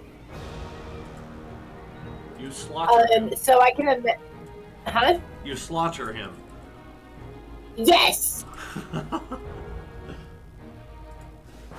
If you have a more interesting way of describing it, be my guess. I would say I did some like Naruto hand thing and like push my hands forward, and then this like like the CGI ripple goes down like firebolt, and it just catches them like a bowling ball hits a thing of pins. Just scatters them. Respect it. There are Right. bones everywhere on the floor. Some of them on fire, others smoldering a little bit. Um, Whatever shreds of clothing were on it are eviscerated, evaporated, incinerated. No, this is force damage. So really, the bow is just everything they scatters. Okay, so maybe it's more like he just kind of gets vaporized a little bit. Just Like there might be some splinters. Yeah. there's a little bit of white I'm powder not on gonna lie, the that was ground. pretty badass. Yeah, that was pretty freaking cool.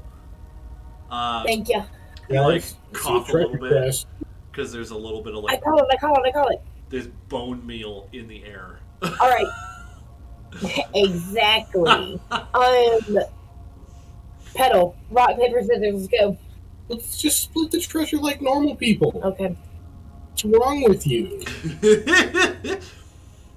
Okay. Do you not know how this works? I It's really your first adventure. Don't- You split the treasure.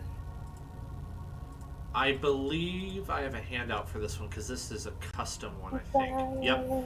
You find a custom item in that chest. I don't have to do a lockpick check or nothing. Nope. Just opens. Boots of stone. Once per long rest in an action, turn into stone for up to 24 hours. You can hear and see, but you can't turn your head or move your eyes. You may dismiss the effect at any time. Oh, that could actually be really cool sometimes. You could pretend to be a statue. gargoyle. Exactly, and spy on everybody. Oh, gargoyles for sure. Yeah. Gargoyle would be such a great minion. It would be pretty cool. So you can hold on. Whoever wants to hold on to that, be my guest. That was the only thing inside of there. Other than that, there's a bag of caltrops. Okay. Pick those up. Okay. Hold on to the boots of stone. I'll put him on Sharkan if you want. He's kind of my pack mule. Yeah. Slack bodyguard. For a second, I was like, well, how is he going to move if he's a statue? You would put them. No, I know. But I was like, that's dumb. I'm dumb. Hey guys, there's something over here.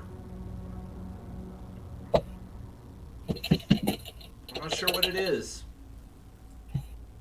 So wait, was it like 3 or 4 caltrops? I think there's 10 in a bag. I'd have to look it up. Okay, never mind. Yeah, I'll just put one bag in there. What have you discovered, Cassandra? Bag of 20 caltrops. That's what it is. Smell you discovered. But what a wonderful smell you've discovered. You have found a pit obstacle. And occasionally you find a single column, about 5 by 5, at differing lengths, somewhere around 10 feet in between each, maybe 15 at the furthest. And I would say it's difficult to make out, but I meant for there to be light inside of this structure, so I will place a light in there. There is an altar of some sort all the way over here in the corner. And Okay. if you do a perception check, you might get a little more information. I'll do it. Yeah, I'm gonna start doing my warm ups. You know, be getting ready. I got loosening up. I got this, guys. I got 14. That's good enough. You see the glint of green coming from that I'm gonna altar. point it out. The other. Ooh, I think we. Oh, guys, everyone, look, it's shining. The other thing I will let you know with that perception check is that your pit below you is deep enough that you cannot see the bottom because it is very Do dark we down have there. to jump on the tops of these wooden things? Not all of us. Although, I don't have wings. A No, harder wings. percent. Winston has wings. Let's have Yeah, Maximilian has wings. Oh, I forgot about that. But do one more perception check for me. Both of you guys. We'll make it a group perception check. Just for one last piece of it. Net 20 for a 22. That'll do Wham it. bam, bam. That'll do it. There are 3 pythons with eye holes in them in the walls. Let me indicate them for you. I'm gonna do them in light green. 1, 2, and 3. Okay. And with that nat 20, you know that the pitfall is deeper than the torch's light can travel, so it's at least greater than 40 feet. And if you know anything about falling damage, you do not want to fall 40 feet. You will not survive. I don't know anything about falling damage, and I don't want to fall 40 feet. So, yeah, take your word for it. Yeah, you may not even survive 15 feet.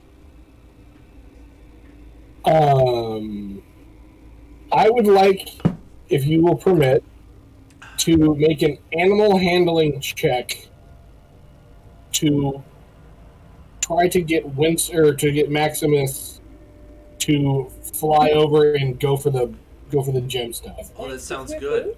Right on my Eli. shoulder. He's my shoulder boy. Hello there. Hello. Woo! Hey, you guys are. So, we killed your character. Fun. I'm playing. We didn't. I did not expect that. I was like, so you can leave now. No. Heartedly. Guy is a little. He's almost at full health. He got into a fight good. with a white, and you did a good job. You ended up Yay. killing him. You ended up killing him too. Yay. Got the Did I finished protect blow. people? Did you use my protect thing? It wasn't. no. It wasn't practical in that situation, but he definitely protected by killing the bad guy. Yay. I'm so pretty evil. What else have I missed? Ooh, I made a skeleton like explode. And they both got inspiration points because they correctly identified a trap and destroyed it before it was anywhere near close enough to hurt them. So I was very impressed with that. An assassin vine, and Cassandra and Elvira both took a clipping. So maybe we'll be able to like drape it off the back of the boat or something. Like hanging herbs. I'm gonna dry them and then cook them in something. I was thinking more like jellyfish tentacles in the water. Dry them, cook them, boil them in a stew. Scare off them piranhas. Ghillie suits with assassin. Right, I don't know. We're I'm gonna pulling this die. out of my We're neck gonna now. die. right now, you are standing in front of a pit trap, and there's a greater than 40-foot fall. There are some columns that you could jump on or otherwise travel to. It's definitely an athletics type of thing, and there's a green gemstone in the corner that they're trying to get to. So, Petal was going to have. Petal can absolutely do the animal handling check for the monkey. Is he going to? Are you going to have him try to go get the stone? Is that what you had? in mind? Yeah. Okay. Yeah, that's totally fair game. He has a 30-foot fly speed. Okay. I also have noted here that I have been training him to steal coins and snacks. I'd say that's applicable. Is that so? Would you say that would give me advantage on my animal handling check? Yes. Great, because I only have a +1. He's gonna go. Worst ranger ever. Go steal the shinies. Well, that wasn't that great. Oh. 7 is my highest. Okay. So. Wow. How do I even describe this? Did you find or is that next one? Did you find I it? purchased him when he started training. He's well trained. It's just he's trained to pick pockets and take coins. Do I it. could see a monkey. Not Indiana I could Jones see a monkey gemstone. like actually getting it and being like, "I like this a lot more than he does," and then just running off. Okay, I got it now. Okay. So the monkey. I'm a pilot. catches your meaning, goes over there, and then he makes a very feeble attempt at grabbing the stone. Then he, like, flies back about 5 feet and kind of looks at it stupidly, and then starts munching on another bat. That's true. I'm gonna wave him back. Because it was a really good try. Good try. Go back to your shoulder spot. I actually feel like we should implement something that I like doing. Do it 2 more times. I like doing series of 3 sometimes because I feel like with repetition you would have the chance of he may be able to understand and figure it out. Like, he's not dumb. Like that? Because you did 16. You did train him. Okay. He goes over and he picks up this. He actually does successfully picks up the stone, but now he's like sitting on the platform playing with it. Okay, I'm probably just gonna have to go over there and get him because I like this guy. He's great. His training is still new.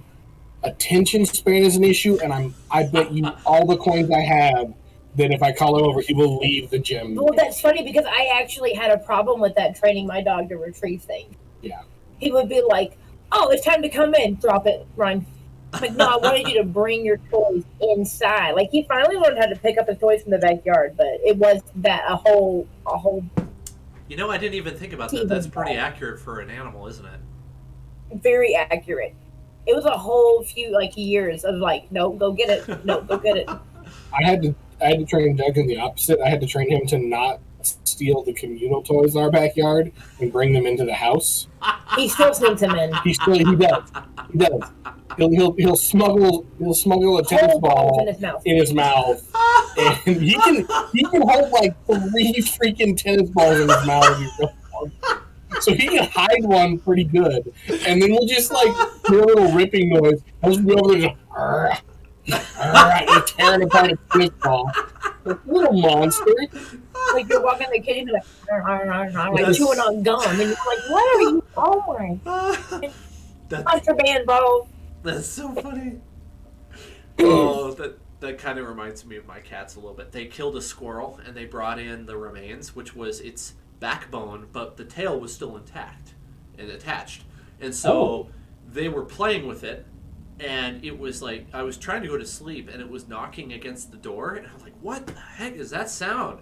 And I find out the next morning that they were just like smacking the door with the tail of a dead squirrel. Just repeatedly, over and over. I wonder if cats are like us, and they're like, it was months of me training my human. Like, yeah, when you kill the squirrel, bring it back. Yeah. And he's still not getting it, man. Like, I don't know. I brought him squirrels. I'm showing them. Because that's what they're doing. They're like training you like kittens. Yeah, they think we're giant dumb kittens. Yeah. And they're like, dude, for years, dude, I've been like bringing you animals, and you bring me nothing. You go out every day and bring me nothing. I do give them leftover turkey and chicken and beef stuff. They love it. They go crazy. I call them my little lions. Okay. So back. How do you want to retrieve said stone then? Do you have anything in mind? Yep, I'm gonna definitely take some stuff off, take my short swords off, take my bow off, and I'm just getting ready, and I'm gonna go for the athletics or the acrobatics check. Okay. When in addition to that, I'm gonna check something here. 12? Wait. I have ropes. Everyone stop. Don't do anything. Well, I have ropes too. I know, but we can tie ropes to you so you don't fall 40 feet and die. Thank you. Okay. I was gonna have like a harness. I was doing dice rolls to see if Cassandra was gonna be smart enough to make that suggestion, and she barely passed. Oh, virus. But you got it, so. But where's my backpack? I know I have ropes in here somewhere. Backpack. Equipment. It's so weird. I have to restrict myself because I'm like, too much stuff in my backpack. There could be this solution. I shouldn't just spit it out. Rope. Okay, I have 50 feet of rope, Everyone, how much rope do you have? I have 100 feet of cordage, 100 feet of hempen rope, another 50 feet of hempen rope. Okay, so that is 250 feet. So we have 300 feet so far. Add we don't need that another. much rope. We don't need that much rope. There's another 150 per Guy and 50 per Cassandra, as well. Okay, so how many feet? Unless this goes, like, Hold to on. the Underdark, like... Well, yeah, but I'm hoping to get enough rope to get you across. Oh, hey, That's what I'm trying to Cassandra's. figure out. Oh, like we paund some pitons or something in Right, Yeah. so like stone. exactly, or I tie it to like all of us. Think about Mulan when the fat guy picks him up on the cliff Yeah. and he holds on. So like if we did something crazy like tied it to all of us or like tied it to the mighty Shere Khan or Tavok. Shere Khan is just size large, and Tavok is Yeah. an 18 strength. Nice. No, he doesn't. He has like a 16 strength. Snap the Still. corner. Okay. Still. So this would be from where Tavok is, let's say. That's 10, 20. Right, so 20 feet. And then from here, 15. No, but it's rope. So, really, rope. Alright, we got 70 feet max. So let's get the 100-foot rope. 100-foot the cordage. Okay. So that way you can drop some too. This is so cool. In case you do fail. This is so cool. And actually, I'm gonna tie the 100 feet of his cordage to 50 feet of my cordage, so that I can tie the rope over here. Hold on, I can't select. Just tie it to Shere Khan. He can drag me up. Okay, or Sharkan. I'm gonna take the chance to look over the edge and see if I can see the bottom with my dark vision. Oh. Hello? Welcome back. Oh, Hello? Yep, we hear you. Okay, awesome. Well, Sorry, your- my computer died. Oh. Your vision is, what was it, 60? 60 feet dark? 60 feet. It goes past your dark vision. That's horrifying. All right. Well, everything is awful forever. so Let's guys, do this. we've decided that Petal's gonna try to make it on the top of this obstacle course thing, jumping from stone to stone. But we've tied 150 feet of rope to him, attached to his pet tiger, so that if he falls, It's my mouth. Thank you. Hey, the pet tiger just. I think Gary had a climbing kit on him, and so if you wanted to, I'm gonna borrow a little. We don't have white side points, but if you want to spend your inspiration to have his climbing kit, I would Yes. be totally okay with that. I want to roll the dice. Okay, okay.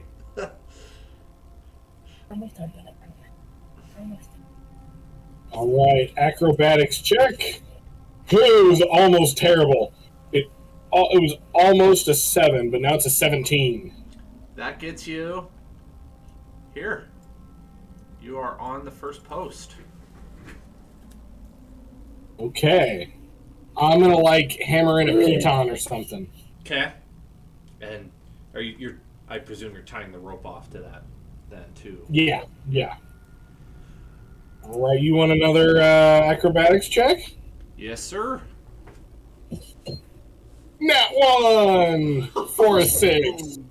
Oh no. Okay, so you ready yourself to leap, and your foot steps on the rope that's tied to the python. You lose your grip, and you fall.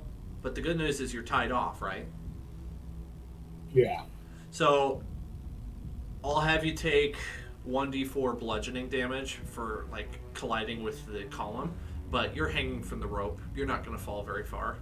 You're safe enough. So if you 2 damage, that's not so bad. Not so bad. I mean, Ooh.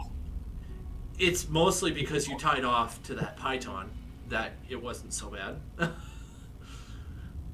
Yeah. I'll tell you guys right now, that was horrifying, and I don't want to do that again.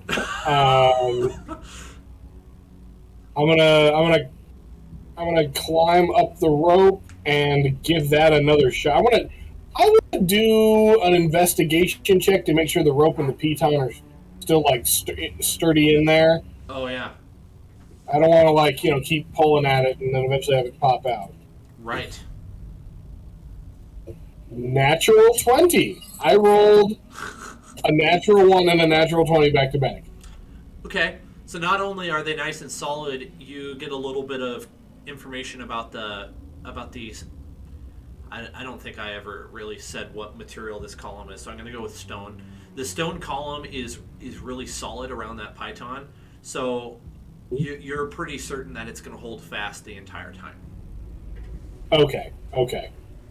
Excellent. Okay. I'm ready to go. Round 2. Mm-hmm. Let's do this. 12? Let's see. It's 10 feet. You're jumping. You land, but you kind of you get the wind knocked out of you a little bit. Okay. Oh, this is very scary, guys. By the way. Yeah, breathe. Take your time. I'm hammering another piton and tie off again. And why is he doing this again? So we can get the giant emerald, so we can unlock the magic door. And while he's doing this, I'll explain to Guy that a few halls back, we came, or not even halls back, a few 100 feet back, we came across this door. You see it on the thing now, and there are 5 different points with 5 different colors. Essentially, we're assuming that the gemstones correlate with a color that creates a key. We already got 3 of the 5. This green one makes 4 of the 5. We're getting some good treasure. We need blue now. If we get this one. You must collect the 5 Chaos Emeralds. Exactly. Next check, I rolled a 16 on. Okay. Yep. That. Did you put it in a python? I did. Yes. Okay. Yeah. You make that. That was a much more graceful leap this time. Ooh. It's a 10-foot long jump. That's impressive. Your elven reflexes are kicking in, I guess. Also, Yeah, Eli, got some Legolas moves. quick note to Eli: check your D&D Beyond sheet under notes, all the way down at the bottom. I wrote a couple notes for you. Okay, awesome. I had to restart my computer, so there's a bunch of stuff I need to close down, so I'm still doing that for the moment. No problem. I'm going to hammer in another piton, obviously. And I will roll another acrobatics check! 15! You land and you begin to lose your balance, but you quickly right yourself. You're rolling pretty well. You're definitely. I am rolling pretty well. That nat one, at least you got it out of the way on an easy one. Here's the thing. Pedal's just now realizing, hey guys, I'm going to have to come back too, huh? Yeah. Well, that should be easier, right? Really, you could just jump off the python and then pull yourself up and then just jump off the python. I don't think you understand how horrifying that is. I mean, if it's what, 4 damage. I tell you what, how about we dangle you over the empty abyss and see how you like it? If I wanted to do that, I would have been the one out there.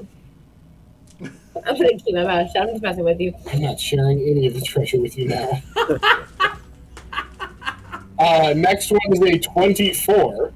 Oh. Well, are you there graceful. yet, then? You bound over 2. Nice. I'm there. Your momentum was so perfect that you just decided to keep going on the next one. Nice. Double jump, baby. All right. I'm gonna tell Maximus, go over to Sharkon. Go over to Sharkon. I'm gonna take the gem from him. Like, hey, you were supposed to bring this back. Now I had to jump over the chasm of death.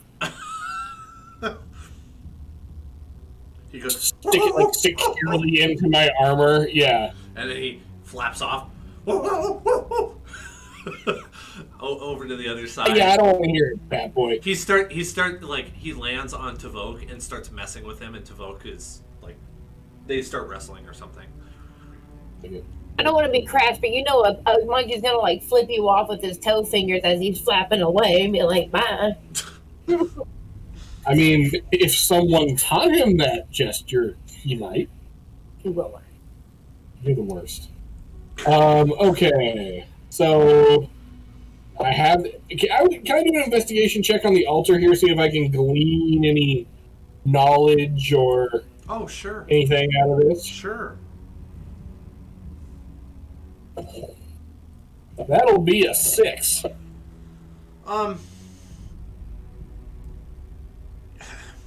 There's really nothing of note.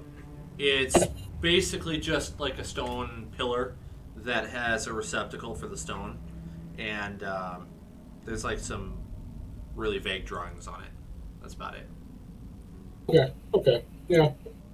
Looks like your standard creepy,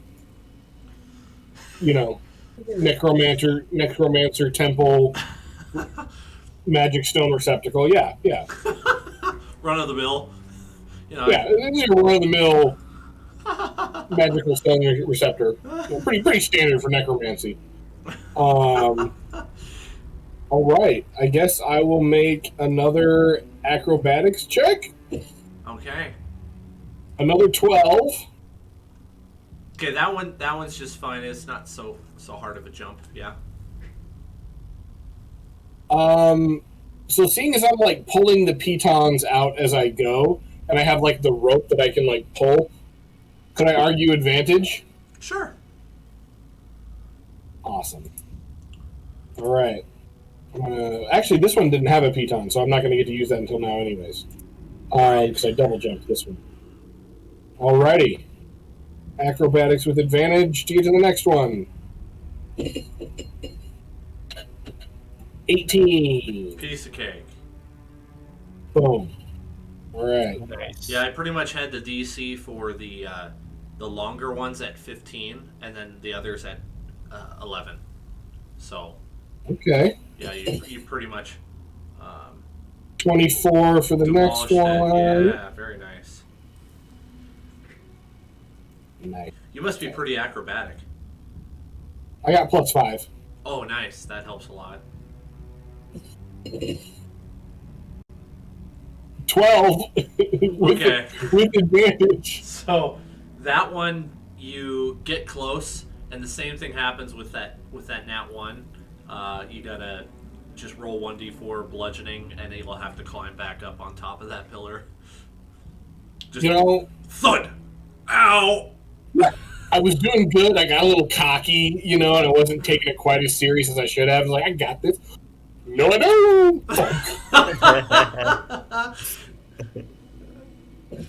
Little bruised. Another 2 points of damage. Like, ow.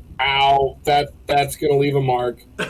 That's the bruise. Right, I got this. That's the bruise. Climb up. Okay. Taking it serious, guys. Taking it serious again.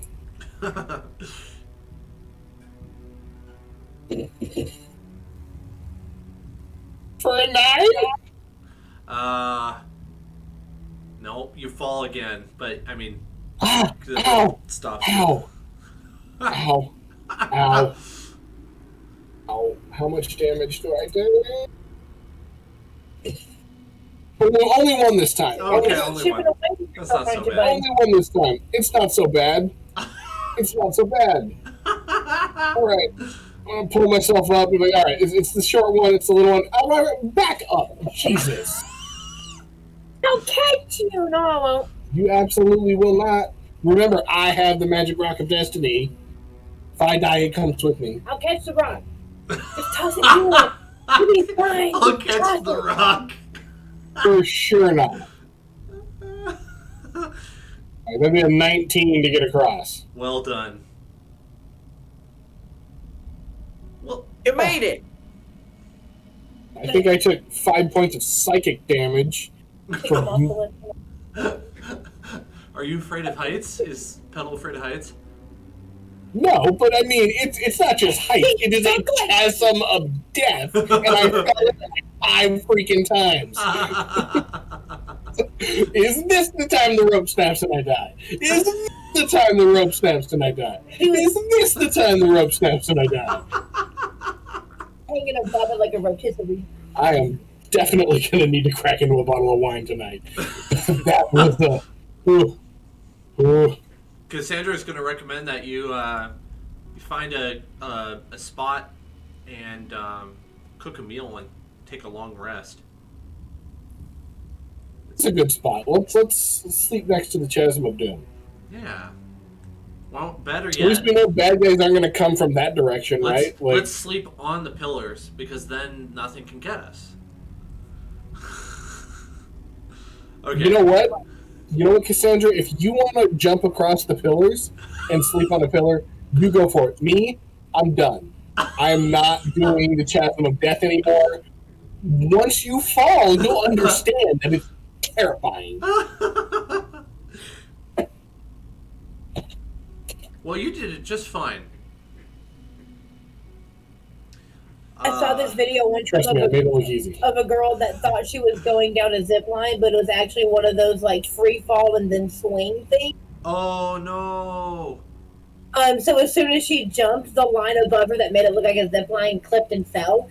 It was the funniest thing. Liz, I'm going to tell you right now. If you ever do that to me, I will actually kill you. If I survive the heart attack, I will actually kill It's like you. you can hear her screams going away from the That camera. would make me very angry if that happened to me. I sent it to my best friend. I had no comment, just sent it to her. She was like, you would. You're a bad person. All right, everybody take a long rest. Right. Where's my button? Long rest. Oops. Accidentally clicked off my character sheet. So do you know how to do that on D&D Beyond there, Eli? I hit the button. Yep.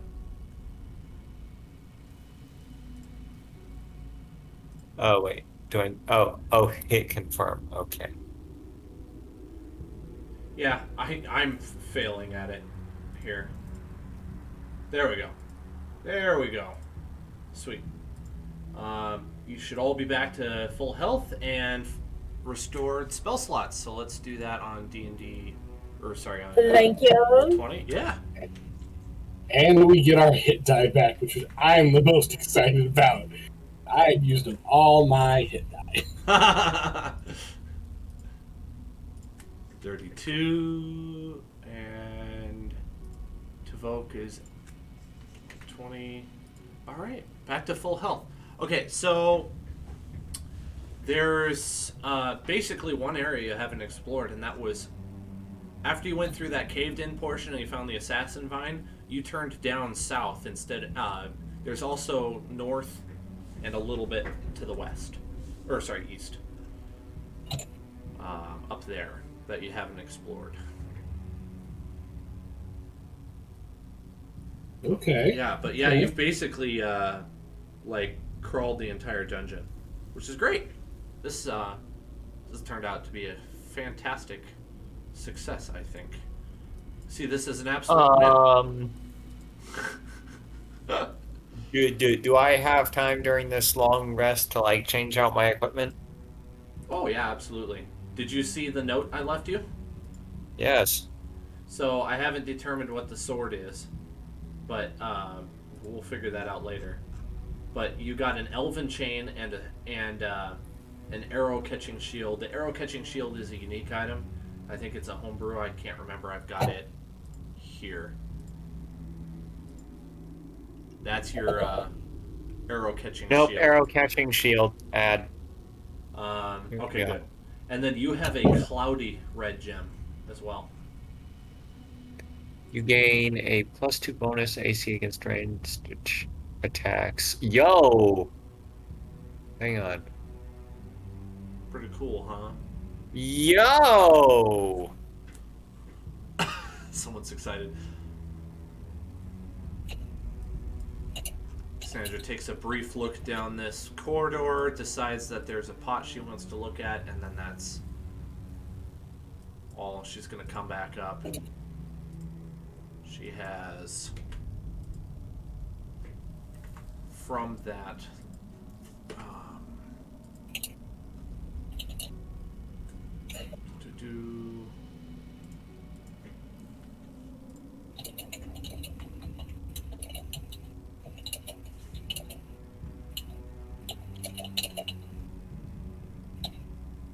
let's see, she finds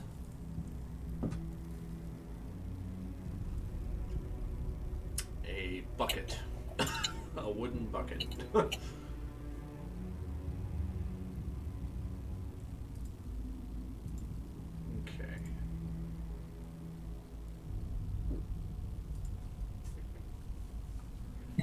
Do.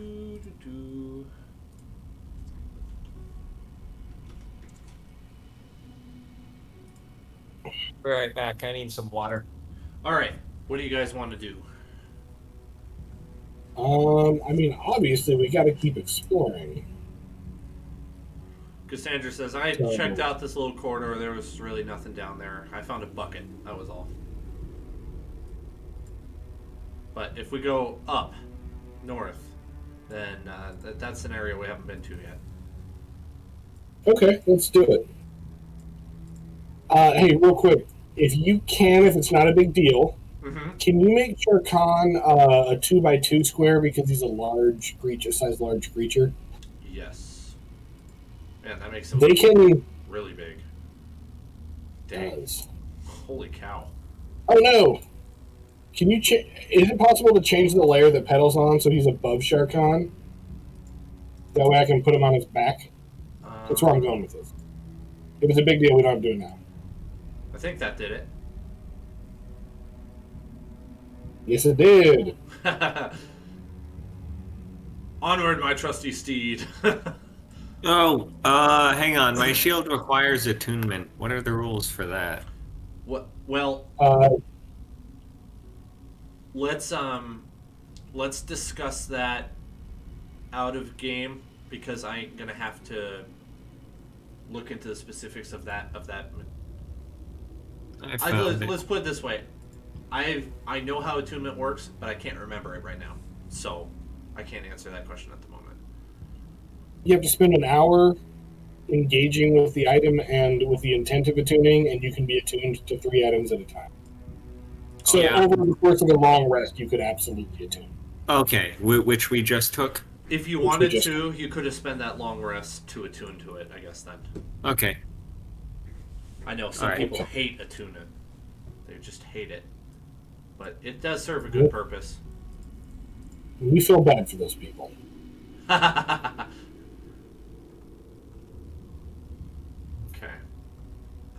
Alright, I got my whole posse in one minion or one token block here, and I love it.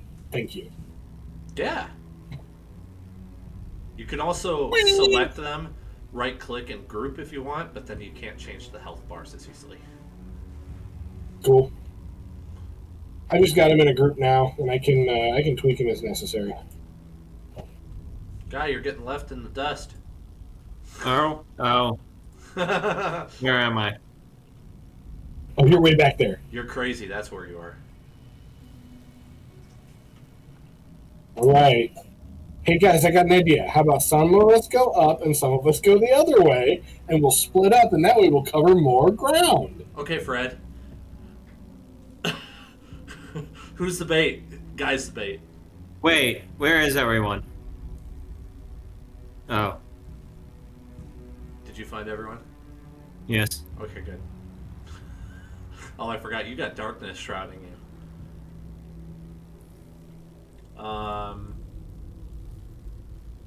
Guy, if you want, I can set your light to emit again. I turned it off while you weren't here. My mind is blanking. It's fine. Thank you. I decided for you. Thank you. Cassandra finds a door and lets you know, hey, there's a wooden door here.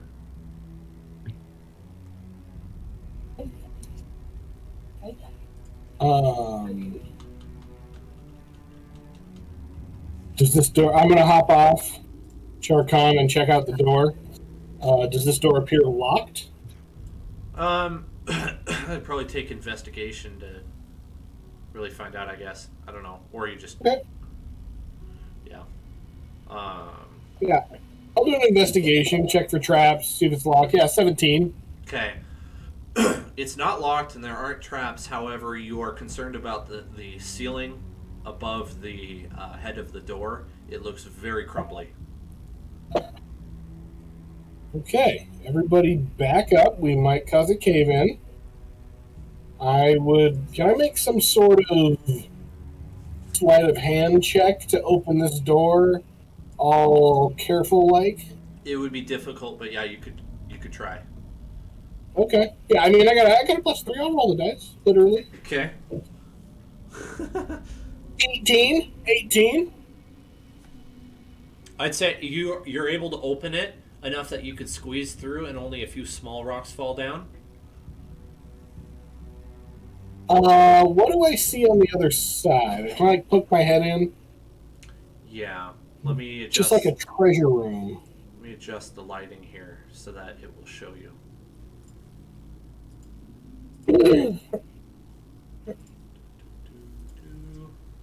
There you go.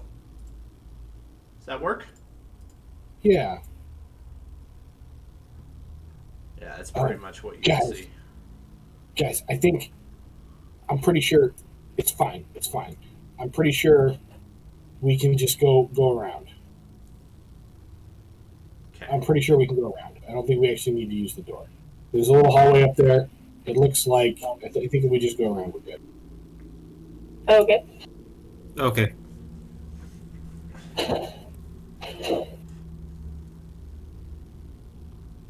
Okay. Somebody roll it. Anyone at will may roll an insight check real fast. I've got something. I got it. Or go for it, Dad. Okay. Go for it. And multiple people can too, if you want. Well, then, let's see what we get. No, that was ignore my roll. That was intimidation. Intimidate it. Nope. Insight. There we go. I would like to intimidate the hallway. Wait, take the intimidation back. So I got a 6 on insight. Let's go back to intimidation. Okay, well, Elvira doesn't notice, but Guy does.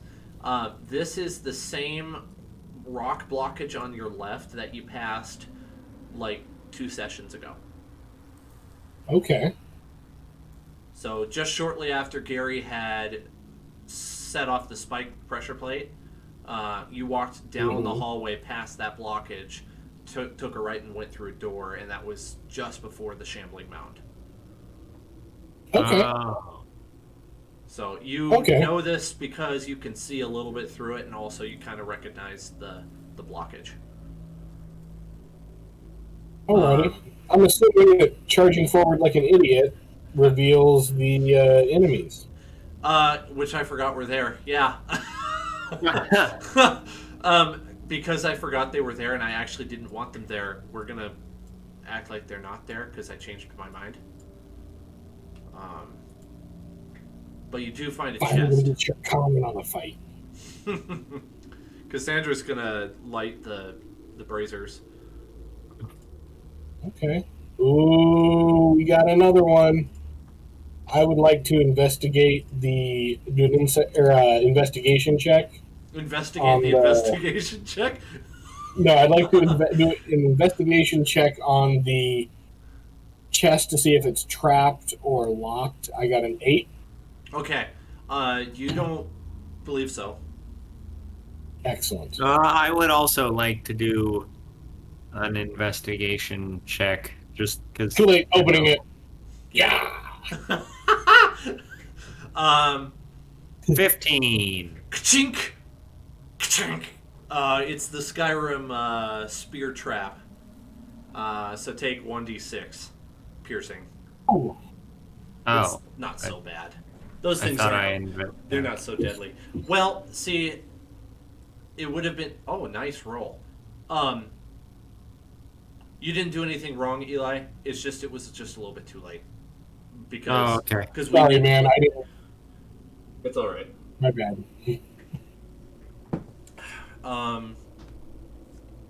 After the momentary stabbing pain subsides,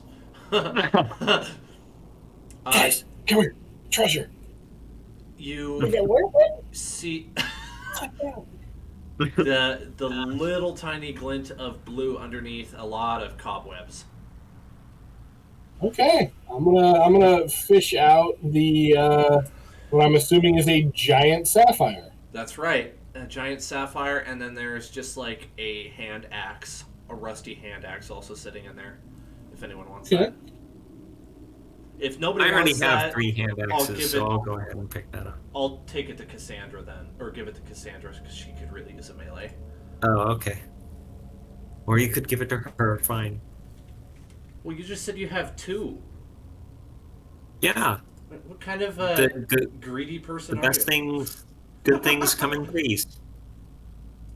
You don't have 3 hands. I don't need 3 hands. I need 3 hand axes. Well, you can borrow Cassandra's when you really want it. No. Fine. Do a contested persuasion check on Cassandra. Hey, dude, if you want, you can use one of my short swords. I basically never use them. If you need a backup, either one of you, both of you, actually. What am I looking for? What is it? That's Persuasion? a good offer. Yeah, do a persuasion. She got an 8. Dirty 20. All right, she's like, fine, you can have it. Yeah. I know Dan already went through the effort of putting it in roll 20, and he's not too happy that. No, I'm just kidding. Okay.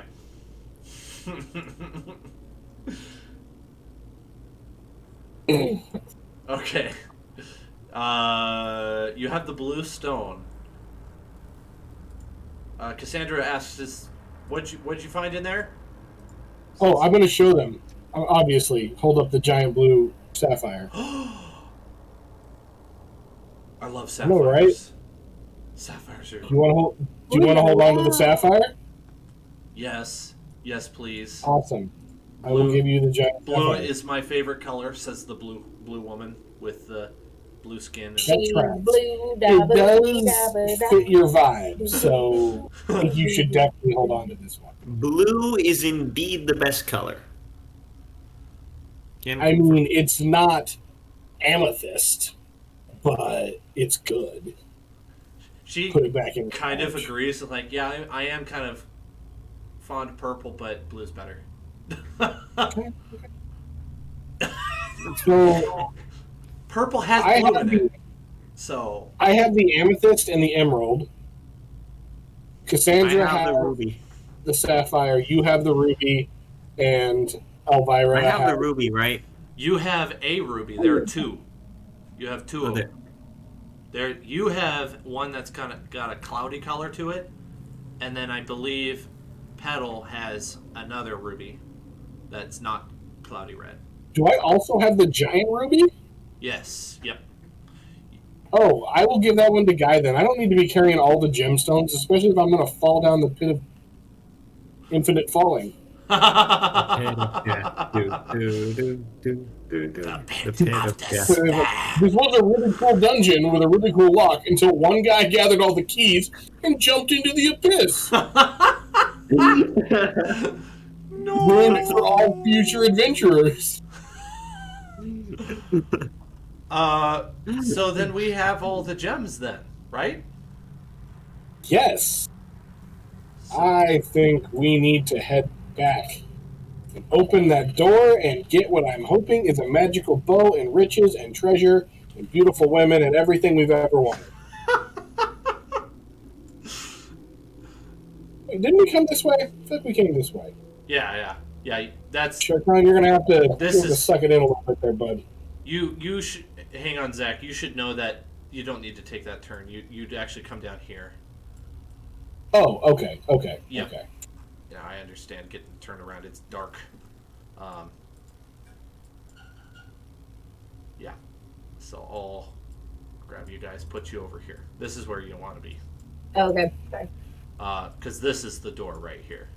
Cassandra's standing right in front of it. All right. I'm going to let you decide what you want to do. I'll show you the picture again, not that you really need it. I say we randomly assign the colors to the slots.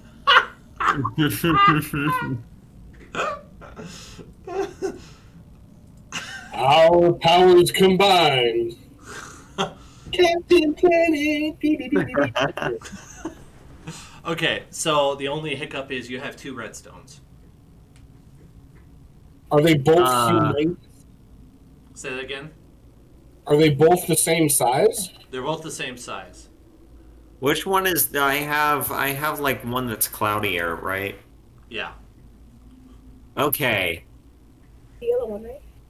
I'm gonna say, hey everybody, maybe y'all should put yours in first, and then I'll put these 2 in like kind of simultaneously, because we don't know if there's like some kind of trap that might trigger if we get it wrong. So if we put them, I don't. I'm sorry. I'm tired. I've had a long but fun day. That's all right. Please stop here and then pick up the doorway next session. Oh, that's. How dare you? Oh, I didn't even realize what time it was. We That's were No. this close to treasure, Liz. We are so close. Ashamed of I mean, yourself. I think it's a beautiful cliffhanger, is what I'm saying. No. Treasure. Money. Treasure. It's Friday. What do you got to do in the morning? Drinking coffee tonight. You're breaking my heart. All right. So I'm gonna take the cloud. Oh wait, can you pull up the picture again? Yeah. I I'm think gonna let everyone else put theirs in first, and then I'm gonna take the cloudy one in one hand and the other one, because I have both rubies, right? I'm gonna take one in one hand and the other in the other hand, and I'm There's gonna only- put the darker one in the darker spot and the lighter one in the lighter spot. Well, there's only one hole for the red gem. What? No? What? Yeah, you got to pick. I'm so confused. Basically, you have 6 gems. The dilemma is the red gem could be one of 2. The ruby. I would say the least cloudy one, since these all look like pretty high quality stones. Yeah, I'll go with the least cloudy one and put it in. Okay. You put in the stone, and you hear a and the door slowly starts to go down. Naturally pry the amethyst out as it goes down. Do a quick strength check. Anyone who wants to do that. I think Cassandra is going to grab her crowbar, and that's going to give her advantage. I'm I'll go gonna. someone and give Can them I advantage. can I assist Petal? Can I assist Yeah, Petal? yeah, you could. Or You got wait, a is 20. it who else is doing it? One second. What is my strength? 'Cause Cassandra. I'm actually. Where is my strength? Cassandra, she just failed. Oh, yeah. She. I'm just flopped gonna help someone and give them advantage because I have absolutely no strength. Literally, it's +0, nothing. So I also have +0, but I rolled a nat 20. Nice. And Okay, well, you know what? I'm gonna try it on my own instead of helping someone. I'll give Guy advantage. I'll help him out. Thank you. Okay.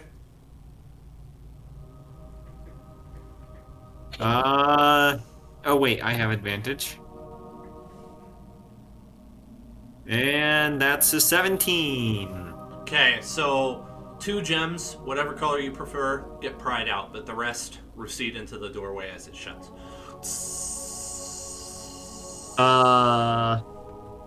Yeah. Wait, so I get a choice. So Cassandra probably went for the blue one, right? Yeah, but she whiffed it. So if the door is going down, the amethyst is probably going to be the first one under. So I would probably end up salvaging the emerald. Okay. I guess I'll take the... What? Okay, that's amethyst. You can go for the ruby if I you guess I'll want. take the topaz. Excuse me. Okay. Perfect. Make note of that on your character sheets. Inside there are some pre-lit torches that I have just decided to add. Not a whole lot of them, but there's some light in there. Okay. Now, there are some obvious things, but if you want specifics, you're going to need to do investigation when you get close to them. Absolutely. That's funny. Okay, so you are up close to what looks like a book. I guess it is a book.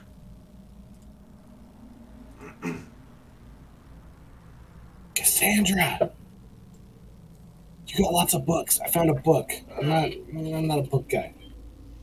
She It comes looks like a over. really good. If it's a good book, I'll read it, but I'm not really a book guy. She picks it up, and she turns it. It's literally just one page, and it says, "Here you lie throned, never to be awakened again.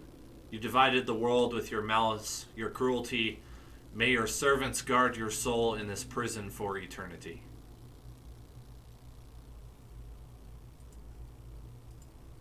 Okay. You have an actual. Wait, so did we altar. just break into a prison? Apparently, a lich prison. Let's unleash a lich upon the world, guys. That won't come back later in the game and haunt us. There's two things over here on the floor. Yeah, I want to check out this skull. That is. Lying on the ground. It's just a normal skull, actually. I don't have anything special for that. Sorry. It was just flavor for the room. Then I will check out the other thing. Okay. Hey, Elvira, can you do that detect magic eye thing that you do again? Yes, I can. Thank you. I can't believe how I was just thinking that and you just voiced it. So I cast detect magic. What do I? That was such incredible timing. I'm really impressed.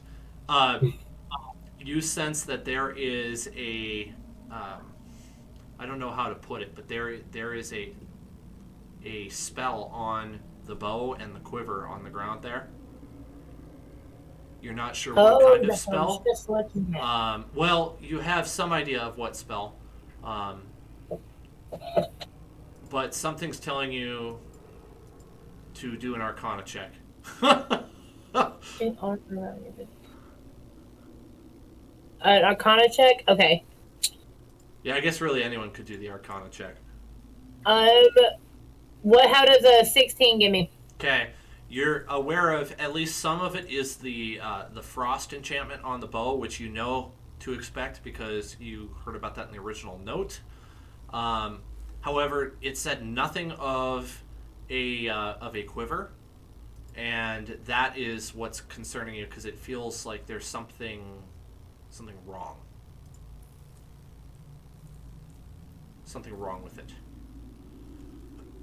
Elvira. So, like, I'm gonna tell her what we found, like, way back, which led us here in the first place.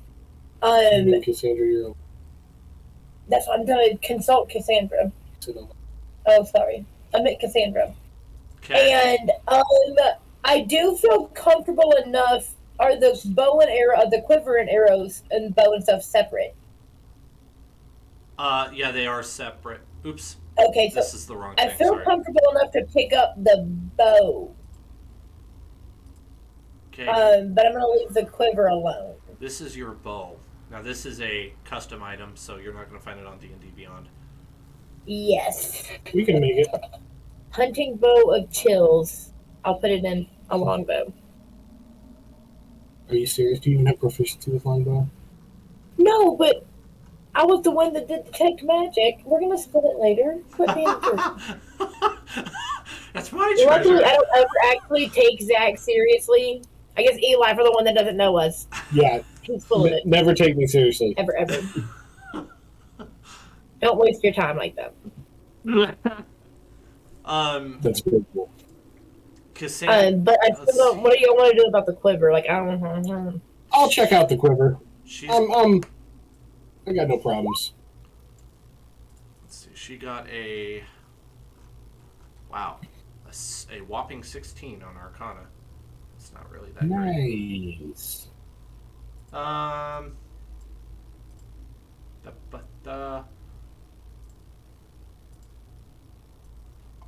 Cassandra's going to say, well, I mean, it could be just enchanted. I'm not sure exactly what it is. Well, I get like the weird bad vibes off of it. It gives me the icky. Yeah, I kind of sense that too a little bit. I'm not sure why. I'm going to delete that because it's now in somebody's inventory. Let me know if you need the handout again at any point.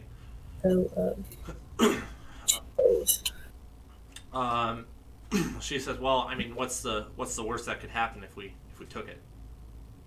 Let's find out. I'm gonna grab it. Okay.